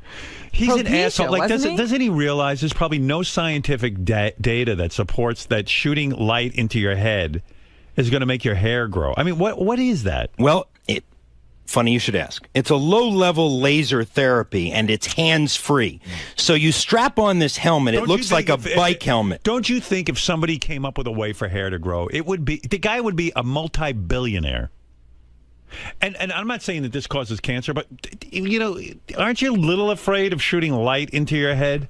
All I know is that the contraption, look and at Gary's it. bringing Oh, it in my now. God. It's a bicycle helmet. Yes. Yeah. Oh, what a douche fucking bag he is. He's a It moron. probably does nothing, Howard. He's the guy who like you know, like snake oil salesmen used Right. to. He's Ralph Cramden.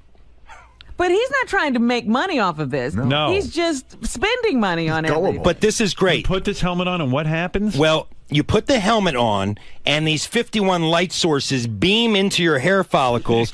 In addition, you have to put on different lotions. It's a whole regimen. But get this. What's he paying for that? Well, we've done some digging, and it turns out this company sent this to Tim Sabian a while ago, but Sal, now wanting to grow his hair, has now taken advantage of it. But here's the Sal thing. has hair. Well, look, Sal wants to be in movies. He wants to improve his teeth, improve his hair. Talent. And here's what we've learned about how you actually have to store this helmet. It is stored in it looks like a hard chrome suitcase underneath Sal's desk. And when you open it up, you have the helmet and all the accompanying lotions and powders, and it's a whole contraption. What does it cost? It costs retail $699. And how do you have to wear this every day, or He looks how like many hours? Looks like he joined the gay roller derby with this hat. Look at this. This company released this product in February of 2011, so it's a fairly new product. Yeah, I bet. But you know, listen, I don't know the company, and I'm not saying anybody's doing anything wrong. I'm not saying it's illegitimate. I'm not saying anything. But, you know, it just seems to me if somebody really figured out a way to grow hair, it would be revolutionary. And I don't know what this is, but this guy's fucking retarded. He'll do anything to himself. The thing is that your hair, it warns you during this treatment program that if your hair is exposed to light, strange things can happen. Let's expose him to light. And this is why Sal is wearing the ball cap to work every day. You have to do it for a week. No light for a week on your hair. I mean, Sal, come here. I bet you if I told Sal, like, if you eat my shit, it'll grow hair. It'll grow hair, he would do it. He would do it. He'd do it anyway. You're such a fucking asshole. I can't even believe it. You're like a moron. Why? Because I want my hair to look good? First of all, you have hair. Yeah. What are you worried about? Oh, light got on it. You're stupid. Don't you think if somebody figured out a way to grow hair, that it would be the front page of every newspaper for a year? Well, I might be the first poster child. You never know.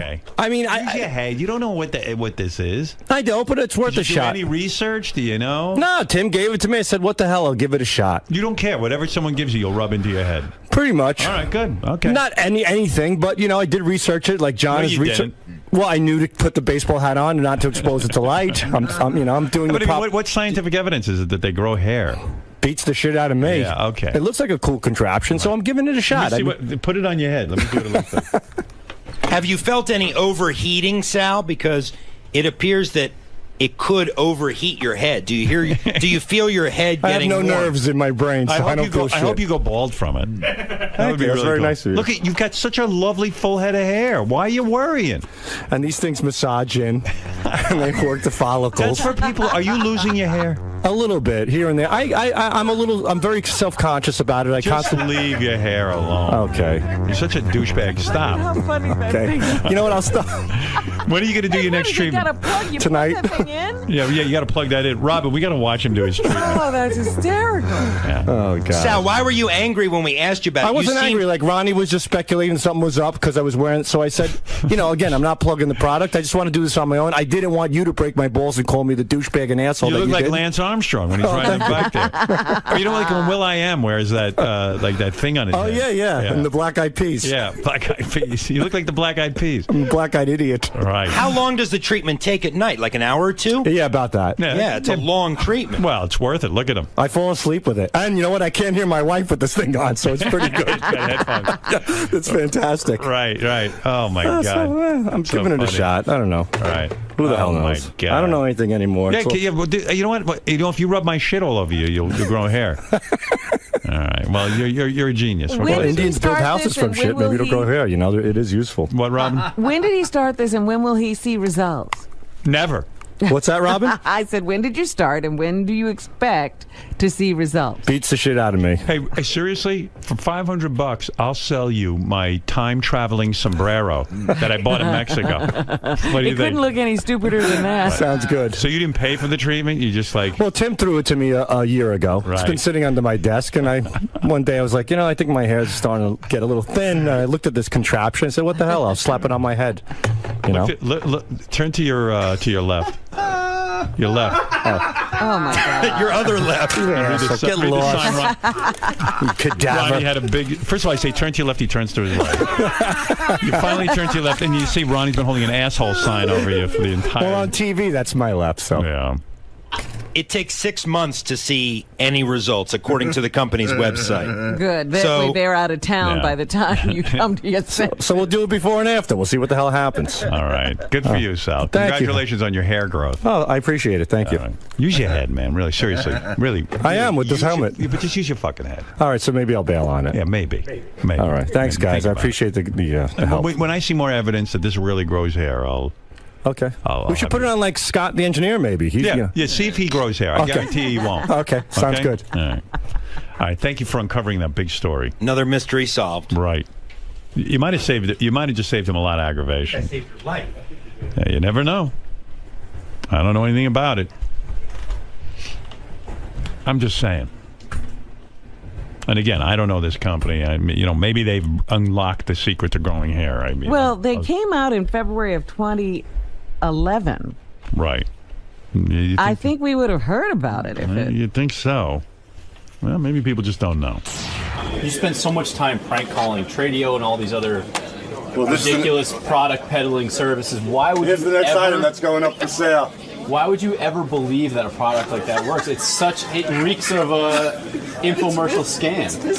Because it was under my desk, it was for free. Tim was nice enough to lend it to me, and I gave it a shot. What was the tipping point with your hair? I mean, Howard himself said you have a full head of hair. I mean, what's been going on lately that you're noticing? Are you thinning Nothing it? really. I just like to have it a little. I stopped the alopecia because it was from India, and Howard called it a piece of shitter. And then I'm using a little Rogaine, but then the Rogaine really wasn't working for me. So I said, let me give this thing. I just gave it a shot. It's called iGrow. I'm looking to grow some hair. What the hell's the big deal? I overheard Will Murray say that you must have a death wish because, and I thought he made a great point. I mean, you're smoking electronic cigarettes. Yeah. You're putting non-regulated drugs into your system like alopecia and various other drugs you've been ordering. Now you're shooting like death rays into your hair. Listen to me. Look at Keith Richards. He smokes weed, he does heroin, he drinks all day. Look at all these guys. Guys still going? Every day we have interviews with celebrities and stuff. They're doing tons of drugs. They're hurting their bodies. At least the drugs that I do are trying to improve my body. There's nothing wrong with trying to better yourself. I am using this helmet on my head to try to better myself. Like John said, I'm in the movie industry now. I do movies now. I got big things in the works. I just finished Jersey Shore Massacre. It's huge. Stars Richard Christie. Stars Bigfoot. You can plug this into your car as well. I mean, it's ridiculous. Dude, what are you thinking? Where does this self-consciousness come from? I don't know. That's a good question. I think I have to go see a therapist to find out. No, but has your wife been saying anything to you about your hair thinning out? Has she made you feel I could come home with a ski mask and she wouldn't look at me twice. She doesn't reckon. When I had my beard, I had it on for 3 weeks. I said to her at the dinner table, I go, so what do you think? She goes, what? I go, my beard. She goes, oh, I didn't notice. So you think she doesn't notice many things. So you're not attempting to impress her or do anything? No, it's for myself. Would you be upset if you were losing your hair? Yes, I would, but I'd be very, very skeptical about a product such as this. Yeah, well, hey, Show me how this is kept under your desk. They kept alluding to the fact that there's a whole kit, a whole case. Oh, that's a whole thing over here. You got the remote control. You have. Could you just turn that down for one more? Thanks, please. You got this here. You have your remote control. You have the helmet. It goes into this special box. Then you have your iGrow lotions. You have your daily shampoo. You have your conditioners. So let me see that case again, if you don't mind. You have the case here. Where's the top? You got this here, and then nice sturdy protective case. Even Benji says it's not a bad idea. Benji probably agrees with me. Why not give it a shot? Well, I would read it up about it, but if you do get rid of it, let me know. All right. Because I'll read into it and stuff. Okay. What's the name of the iGrow? I'll look at. Is it? Do you know what's in the shampoo and stuff? Does it say? Beats the shit out of me. They don't have ingredient listed. I don't even bother reading it.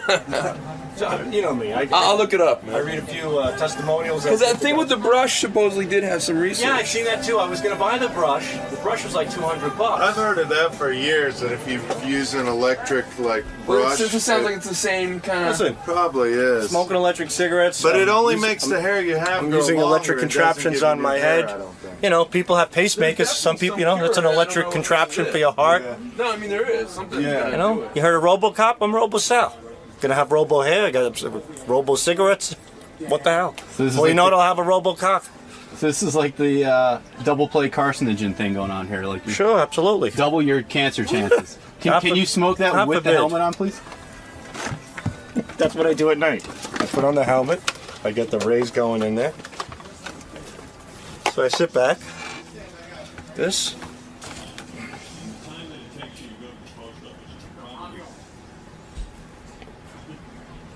That's it. Electro Man, right here.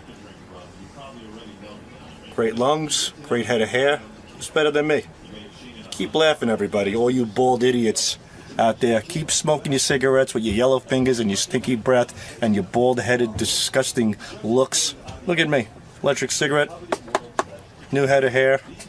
I'm gonna get the last laugh, pal.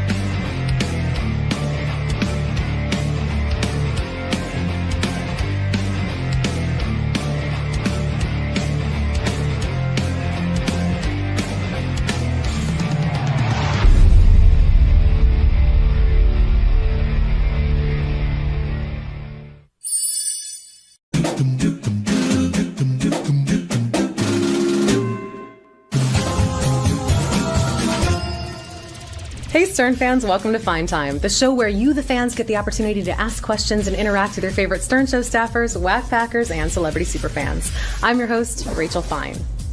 Now, my guest today is one of the hardest working executive producers in the history of radio. He's very well read and continuously improving his education. He is a proud former Marine who served our country in the first Gulf War, and he has run for city council. He is often a target of Ned's song parodies, and he was once arrested for a live on-air stunt in which a pig was slaughtered. He has a history in Muay Thai, meaning that he trained for a couple months and then did his first fight in which he was TKO'd in 39 seconds. Howard once called him one of the best in the business. Please welcome from Bubba the Love Sponge Show, Brent Hatley. Thanks for joining us, Brent. Hi, how are you? I'm good, how are you?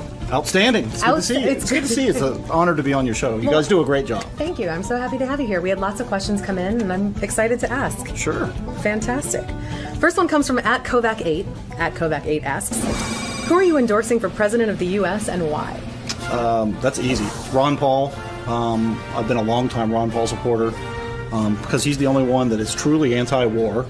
Because you don't really understand how brutal war is until you go. Yeah. Ron Paul was a surgeon during Vietnam, and I think he understands why he's anti-war and why he's not for interfering in other countries' business, number one. Number two, he wants to legalize marijuana. So what else do you want from a presidential candidate? I don't understand how he's not winning, but that's my endorsement is Ron Paul. Excellent. Next question comes from @Cindy23. Cindy asks, has there ever been a moment on the show where you said to yourself, okay, we really screwed up this time and we will be in a lot of trouble?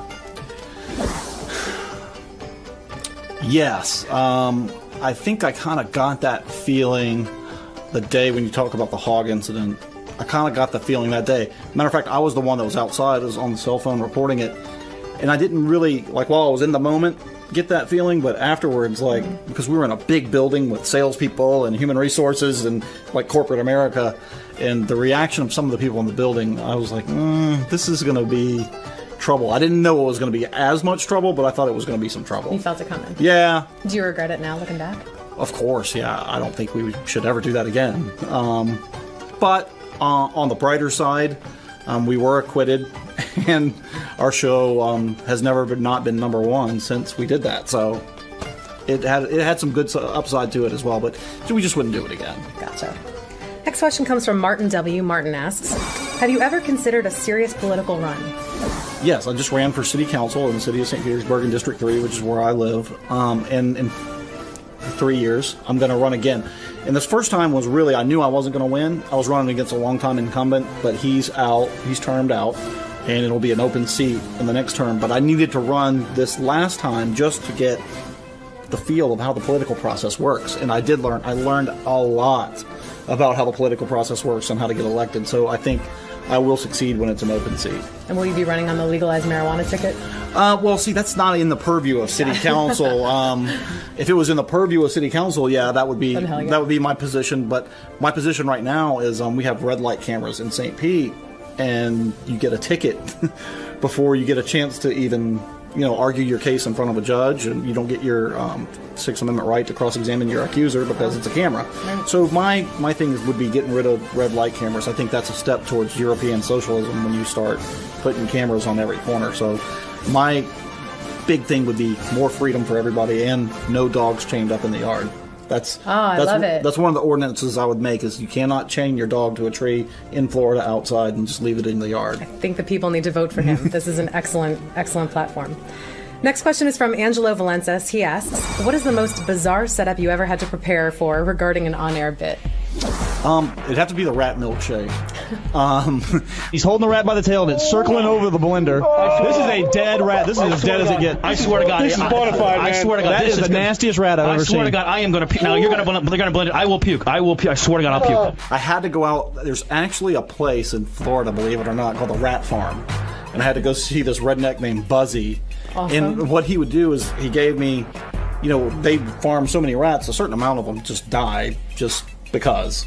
So he'd give me the rats that had just died of natural causes, and I'd have to go pick up the rats from the rat farm to come back to be able to do rat milkshakes on the air. So that's the most bizarre by far. Yeah. Amongst many bizarre things that we've done, that was the most bizarre for sure. That sounds like it. Next question is from Eric P. Eric asks, are you still into Brazilian Jiu-Jitsu? I love it. I would love to do it. I'm out of time. We do 2 shows a day. Plus, I do a sports show every other week, and then every Friday I do a talk show on serial killers. So I'm really, really busy, and I wish I could train more.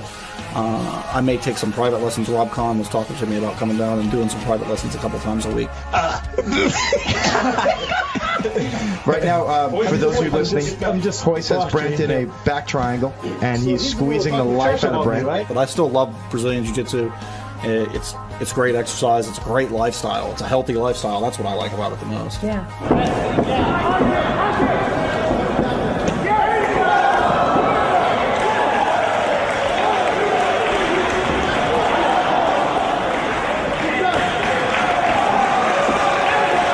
Alex from Hamburg asks, would you consider Bubba a close friend, and do you hang out in private? Yes, he is a close friend. Since he bought his racetrack, I haven't been able to hang out with him much because it's a business, that racetrack. It's a good business because it's a good, for what they pay for their entertainment dollar. They get a lot for it, but Bubba physically has to be there to run the races, so I don't see him as much as I used to. But if the racetrack makes him happy, which it really, really does, you can see that he's much happier now owning a racetrack. I think that that's good for him. Sophia M. asks, if you were caught sleeping on the job, what would Bubba do to you?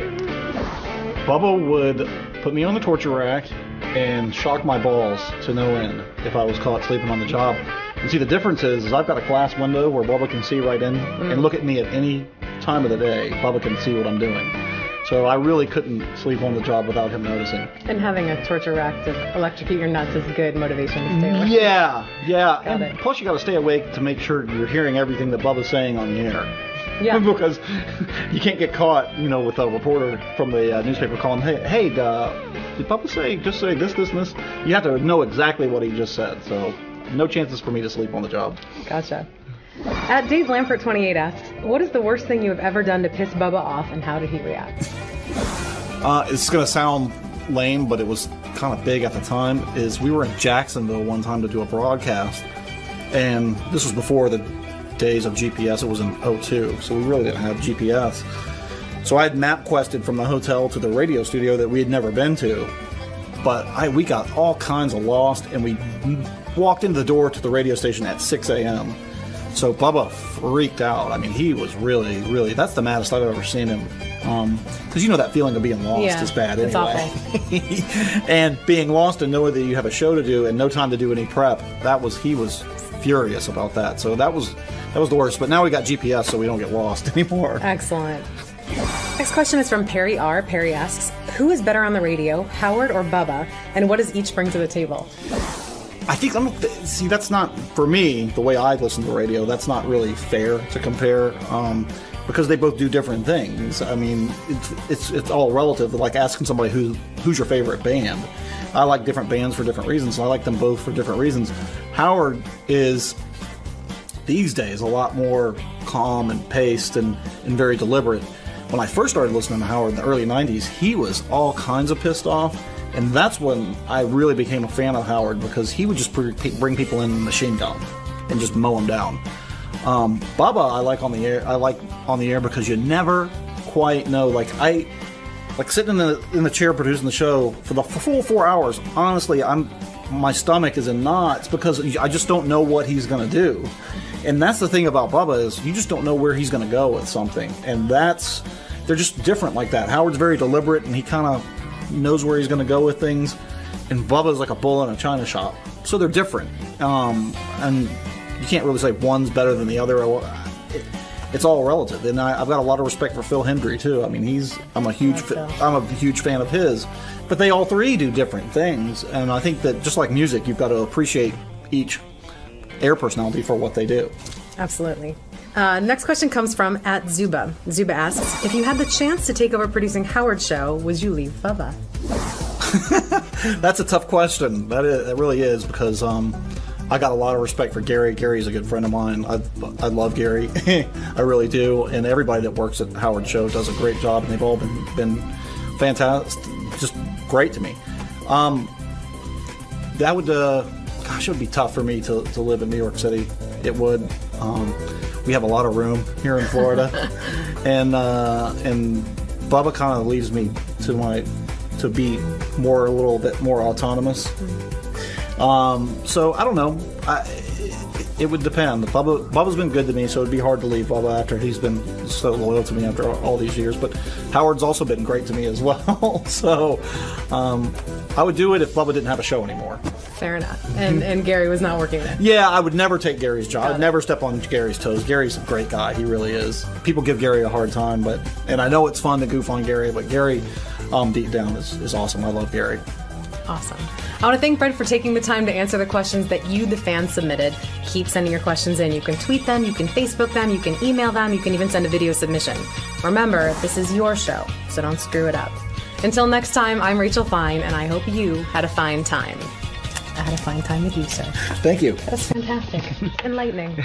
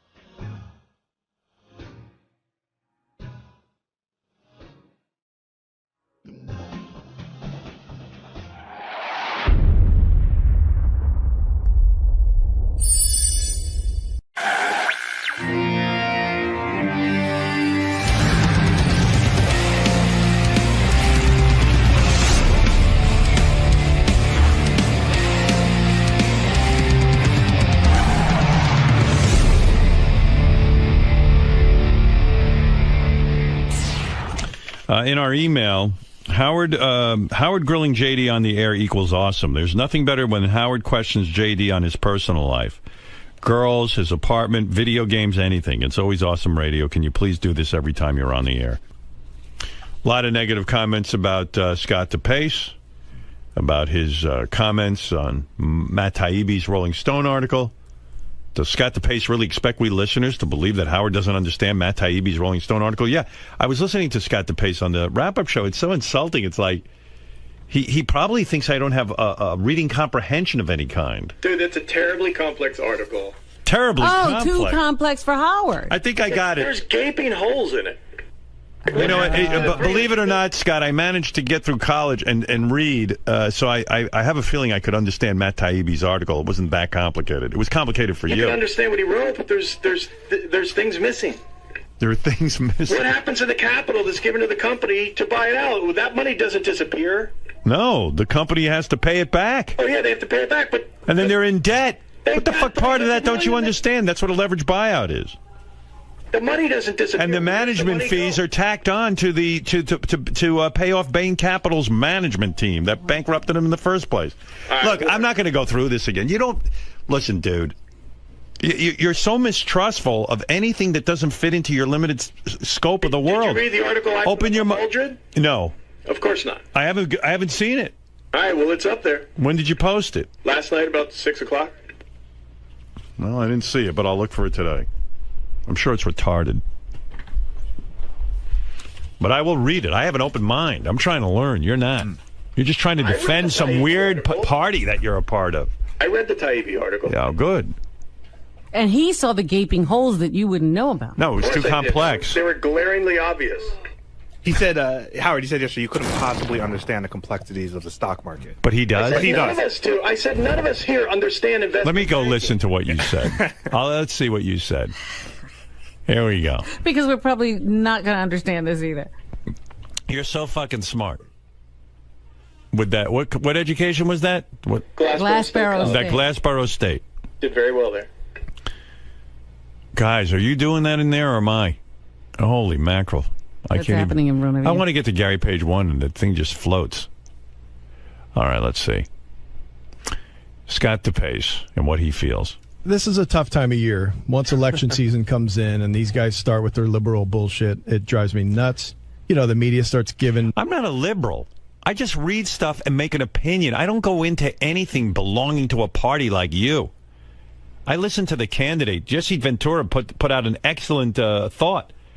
There shouldn't even be parties, so that you'd had to examine the man and what he stood for. You know how many people wouldn't know who to vote for if it wasn't for the party? They just do whatever the party is. It's like a gang. It's not what I do. When you're in the gang, sure it is. When's the last time you voted for a Democrat? Locally, I have. I doubt it. You're just saying that now. When's the last time you voted for? I would vote against Bloomberg if I could. If I was a New York resident. Yeah, but you're not. When's the last time you voted against a president? Oh, president never. Who was a Republican? Because there are things that. And then ask me how many times I voted Republican in the presidential elections. Many times. The social issues are your deal. That's not. No, they're not. That's not how I vote. If a Democrat sounded conservative, I would vote for him. I tell you what, I wouldn't want any Mitt Romney appointing anybody to the Supreme Court. First of all, I mean, how? Of course, because abortion's going to get over. Not abortion. On every single fucking issue. It's out of line. Gay marriage. And not that it's up for a Supreme Court vote. But does Scott actually agree with the Supreme Court decision that corporations are individuals? Absolutely. Oh, you're out of your mind. Of course he does. You can't. Oh, God. You believe that a corporation is an individual? It is people. When people have money, they're allowed to spend it how they want. If they want to campaign for a certain you think that's good? That's fine. So corporations should have that right, too. Corporations are made up of people. Yes. But they're not individuals. They're corporations. And they're buying the vote. What if I own the whole corporation? But that's that doesn't you mean, doing something. So why can't you personally donate? I don't know. Let's not change the subject. All right. That you can't discuss. That was probably too complex for us. You jumped the track. I'll have to think about it some more. All right. That's good. You're thinking.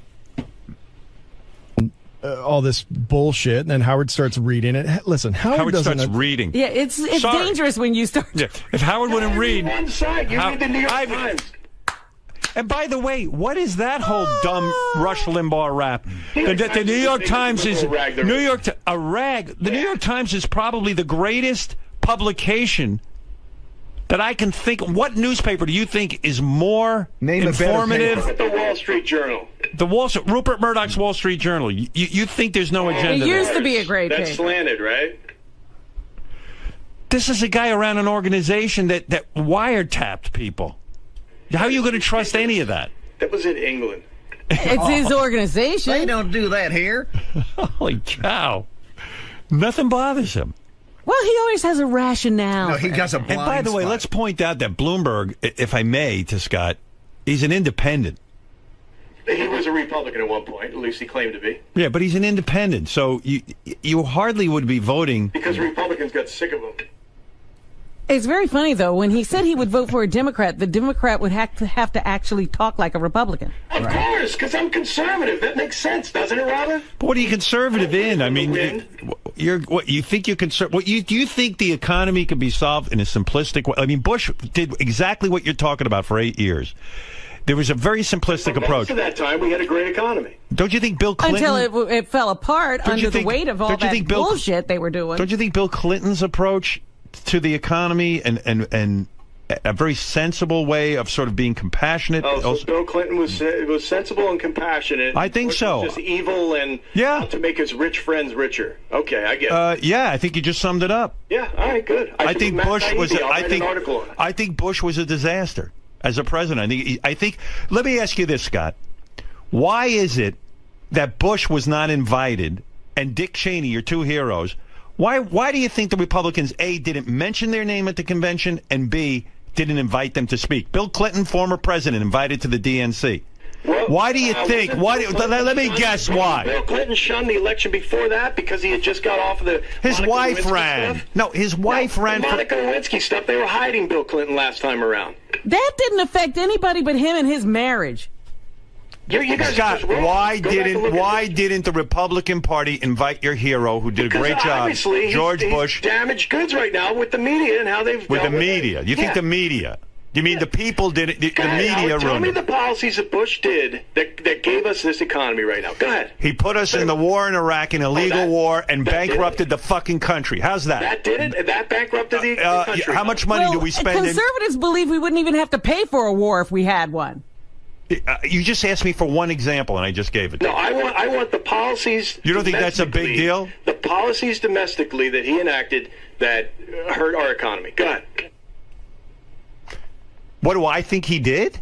Yeah, you're telling me he was irresponsible. I'm telling you that his simplistic approach to the economy, which was supposedly to cut taxes, which he didn't, Bush tax cut. which he didn't. That hurt the economy, huh? Cutting taxes? No, it didn't help. When you just cut taxes and you think that that's going to cure an economy, it doesn't. If you're under the impression that government doesn't, listen. What if we had no rules on Wall Street, which we practically don't? Right. Do you see the abuses that have happened on Wall Street?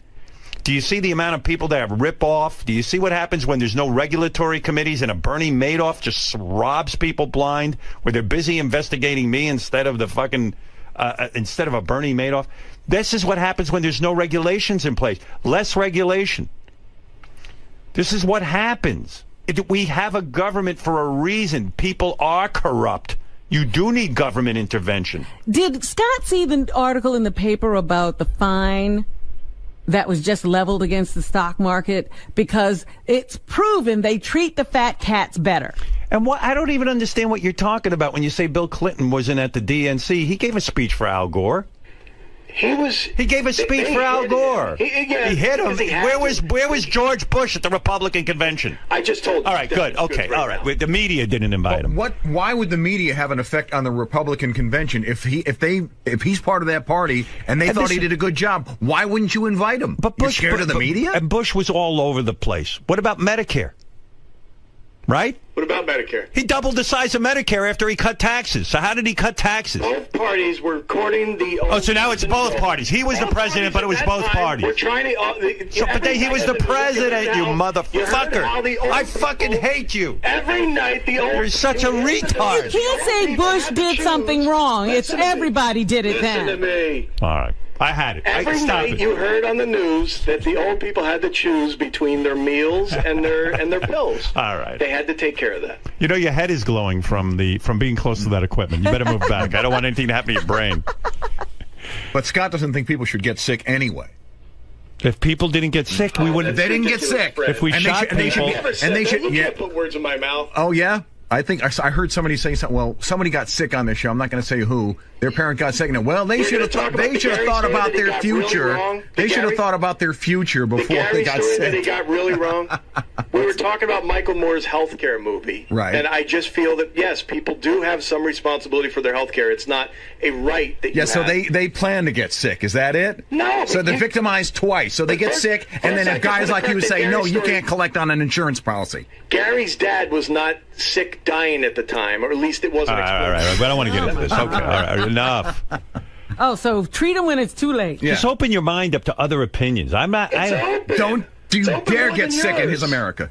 How could you not have voted for Bill Clinton if you were worried about the economy? The guy was doing a fabulous job. You're such a party zealot. He's so blind. You're so blind that you just only want to vote for Republicans. It's like you're a gang member. Yeah, I don't care that something else is working. We have to have a conservative policy. Do you watch in place. Sons of Anarchy? No. Yeah, those guys, when they put on their patch, whatever the gang does is good. It doesn't even matter if they do something wrong. They have to stick by the rules. Great analogy. You're going to talk about. Right, but that's how you are with it. You have a gang mentality. It doesn't matter. I'm conservative. Why didn't you vote for Bill Clinton? Honestly, the guy. I mean, to be honest, I don't even know if I could vote at that point. Of course you could. What do you mean you? How old was I? You didn't have a hair on your head when Clinton was in office. You didn't have hair. 92. How old are you? How old were you? I am 43. It was 20 years ago. You could have voted for him in 92. Right. All right. Well, I don't know. I don't even know if I did vote that election, to be honest. Oh, but I wouldn't have voted for him because I loved Reagan, and I expected more to come out of that same policies that Bush did. What was you? He loved Reagan. Yeah. So you got the VP talking the same stuff. You figure it's going to... So I would think that would keep going the same But the second time you didn't vote for Clinton when he ran? Who did he even run against? I don't even remember who the Republican candidate was. Dole, right? Dole. Yeah. You voted for Dole. Clinton was running the country, doing a great fucking job. Talk about a CEO of a country. I mean, Clinton was nailing the fucking thing. You had to vote for Bob Dole? Newsflash to you, I'm conservative. Yeah, but No, Clinton he's was conservative. Listen, he's Tea Party now. You know what? To say you're conservative is such a label. Like it's a lazy cop out. I'm conservative. I don't want No, I'm not. I don't want. I hate the waste in office that these guys allow. They allow for tremendous amount of government spending that is wasteful. I'm for tightening that up. I mean, I'm conservative in my own life. With my own money that I make, I'm very conservative. Since I started working for $96 a week, I always would never spend more than I made. Even at $96 a week, I always kept my own house in order. So when you say you're conservative, I'm not one of those flashy guys who runs around spending and living a life of debt. I don't have any debt. No, I understand. That's not you. And I expect the government. You value social issues a lot more than I do. Well, I certainly have compassion for people. I understand that I got breaks because I'm white, that black kids who grow up in impoverished neighborhoods deserve affirmative action. Absolutely. I believe in the fairness. First they deserve an education, and then you won't have to waste money. You grew up in a household with your father and mother who stressed education. How are we going to get out of this hole? Is it the kid's fault that his father split on him, that his mother is not there, his grandmother's raising him? I like giving a kid. Any of this stuff. Well, you say, what is it you're against? Affirmative action. Are you for it or against it? I think it had its place, and maybe do you think it had? I'm taking it off the table. Well, yeah, you going to let me talk or not? Well, are you for it or against it? It's a simple yes or no. It's not a simple yes or no. Of course it is. No, it's not. It's not a simple. All right, let me hear your answer. What about affirmative action? I believe that it had its place, and at some point that you would need to end or start slowing down a policy like that, because what it does is it keeps people in their place. Do you think things have improved? If I got a job because of my color and not because of my skill, well, I believe that would not be a great thing. Let me ask you something. Do you think it helps the entire country if impoverished people, I'm talking about children, who are raised in... Listen to me. Impoverished people. Sure it is. It's for impoverished people. Oh, that's why it was set up. What do you think? It's for the most rich? Most blacks are fine. Let's say it's a white kid. You're equating impoverished people with black people. Yeah, that's right. Let's say. Do you know that most unions would not allow black people in the they couldn't even get jobs within unions for construction and things. So you know what they did with affirmative action? They said, you know what? We're going to force you. We're going to force you, Whitey, to put a few black people on and learn to work with people. And Scott's premise is that if you are working under affirmative action, you can't do the job. Which is another misconception. That's not what I said, Robin. Don't put words in my mouth. You said if I was hired because I was black instead of my skill level. I said exactly opposite of that. I would want to win a job on my merits, not... Sometimes you can't. And if you can't because you're black... Well, that's not true. I don't believe the country's racist like you do. Stop it. You don't think the system was rigged in the unions against some black people? Was. I think we've come a long way. And still is. There's an article in the paper today about a North Carolina sheriff they proved was discriminating against a criminal. God, okay, one case here and there. That doesn't mean the here whole country is racist. No, that's tip of the iceberg, fella. You can't even get it. Your hands are shaking like a leaf. My hands always shake. Wow. Especially when we're yelling at you. Don't get sick. Yeah, they do. It's okay. All right, Scott, look, I love you. I don't want to talk politics with you anymore. Good. Yeah, I don't either. I mean, you just... We can't. I think he got hit in the head. I think he fell on his head. That's how he lost his hair. Look, I am a fiscal conservative. I don't like waste and government waste. See, no one does. I think Scott likes to use that because he doesn't have any other strategy. But that's he tries exactly to use what the conservatives social do. issue. So you don't think that corporate welfare is a bad thing, right? When companies get are we talking huge, to me again? I wasn't huge listening. tax breaks. No. Oh, good, Sorry. Of course, this idea that these companies get corporate tax breaks, it's unbelievable. I think the thing that bothers me, and I don't know if Scott can agree with this or disagree with this, but when we outsource jobs and we create no new industries over here, and yet these guys continue to get tax breaks, he doesn't have a problem with that. What about these American There's no companies? middle class. The middle class is disappearing, but the only people who are thriving are the 1% at the top. That's not a problem? So Romney is that guy, Fred? Is that what you're saying? What about these companies? To outsource all these jobs? Romney's a job saying destroyer. A lot of businesses are not just Romney. Look at guys like Carnegie who created an industry. Look at guys like Henry Ford who created an industry. These guys don't create an industry; they just create wealth for themselves. Here's an ad that I think Scott will agree with. Let me find it. I'm going to find it for you. Here's something you'll like. My daddy says Mitt Romney doesn't support guys putting their pee-pees in other guys' butts. So he's voting for Romney. I'm Mitt Romney, and I approve this message. I agree with that. There you go. Well, yes. Howard, read the article Scott posted. Like that. What? Read that article that Scott Well, I can't do it now. No, I mean, I don't mean right this second. Why, I mean, what does it say? It's so idiotic. I mean, it really is. Fred put one up from... idiot. I know. Fred's the one...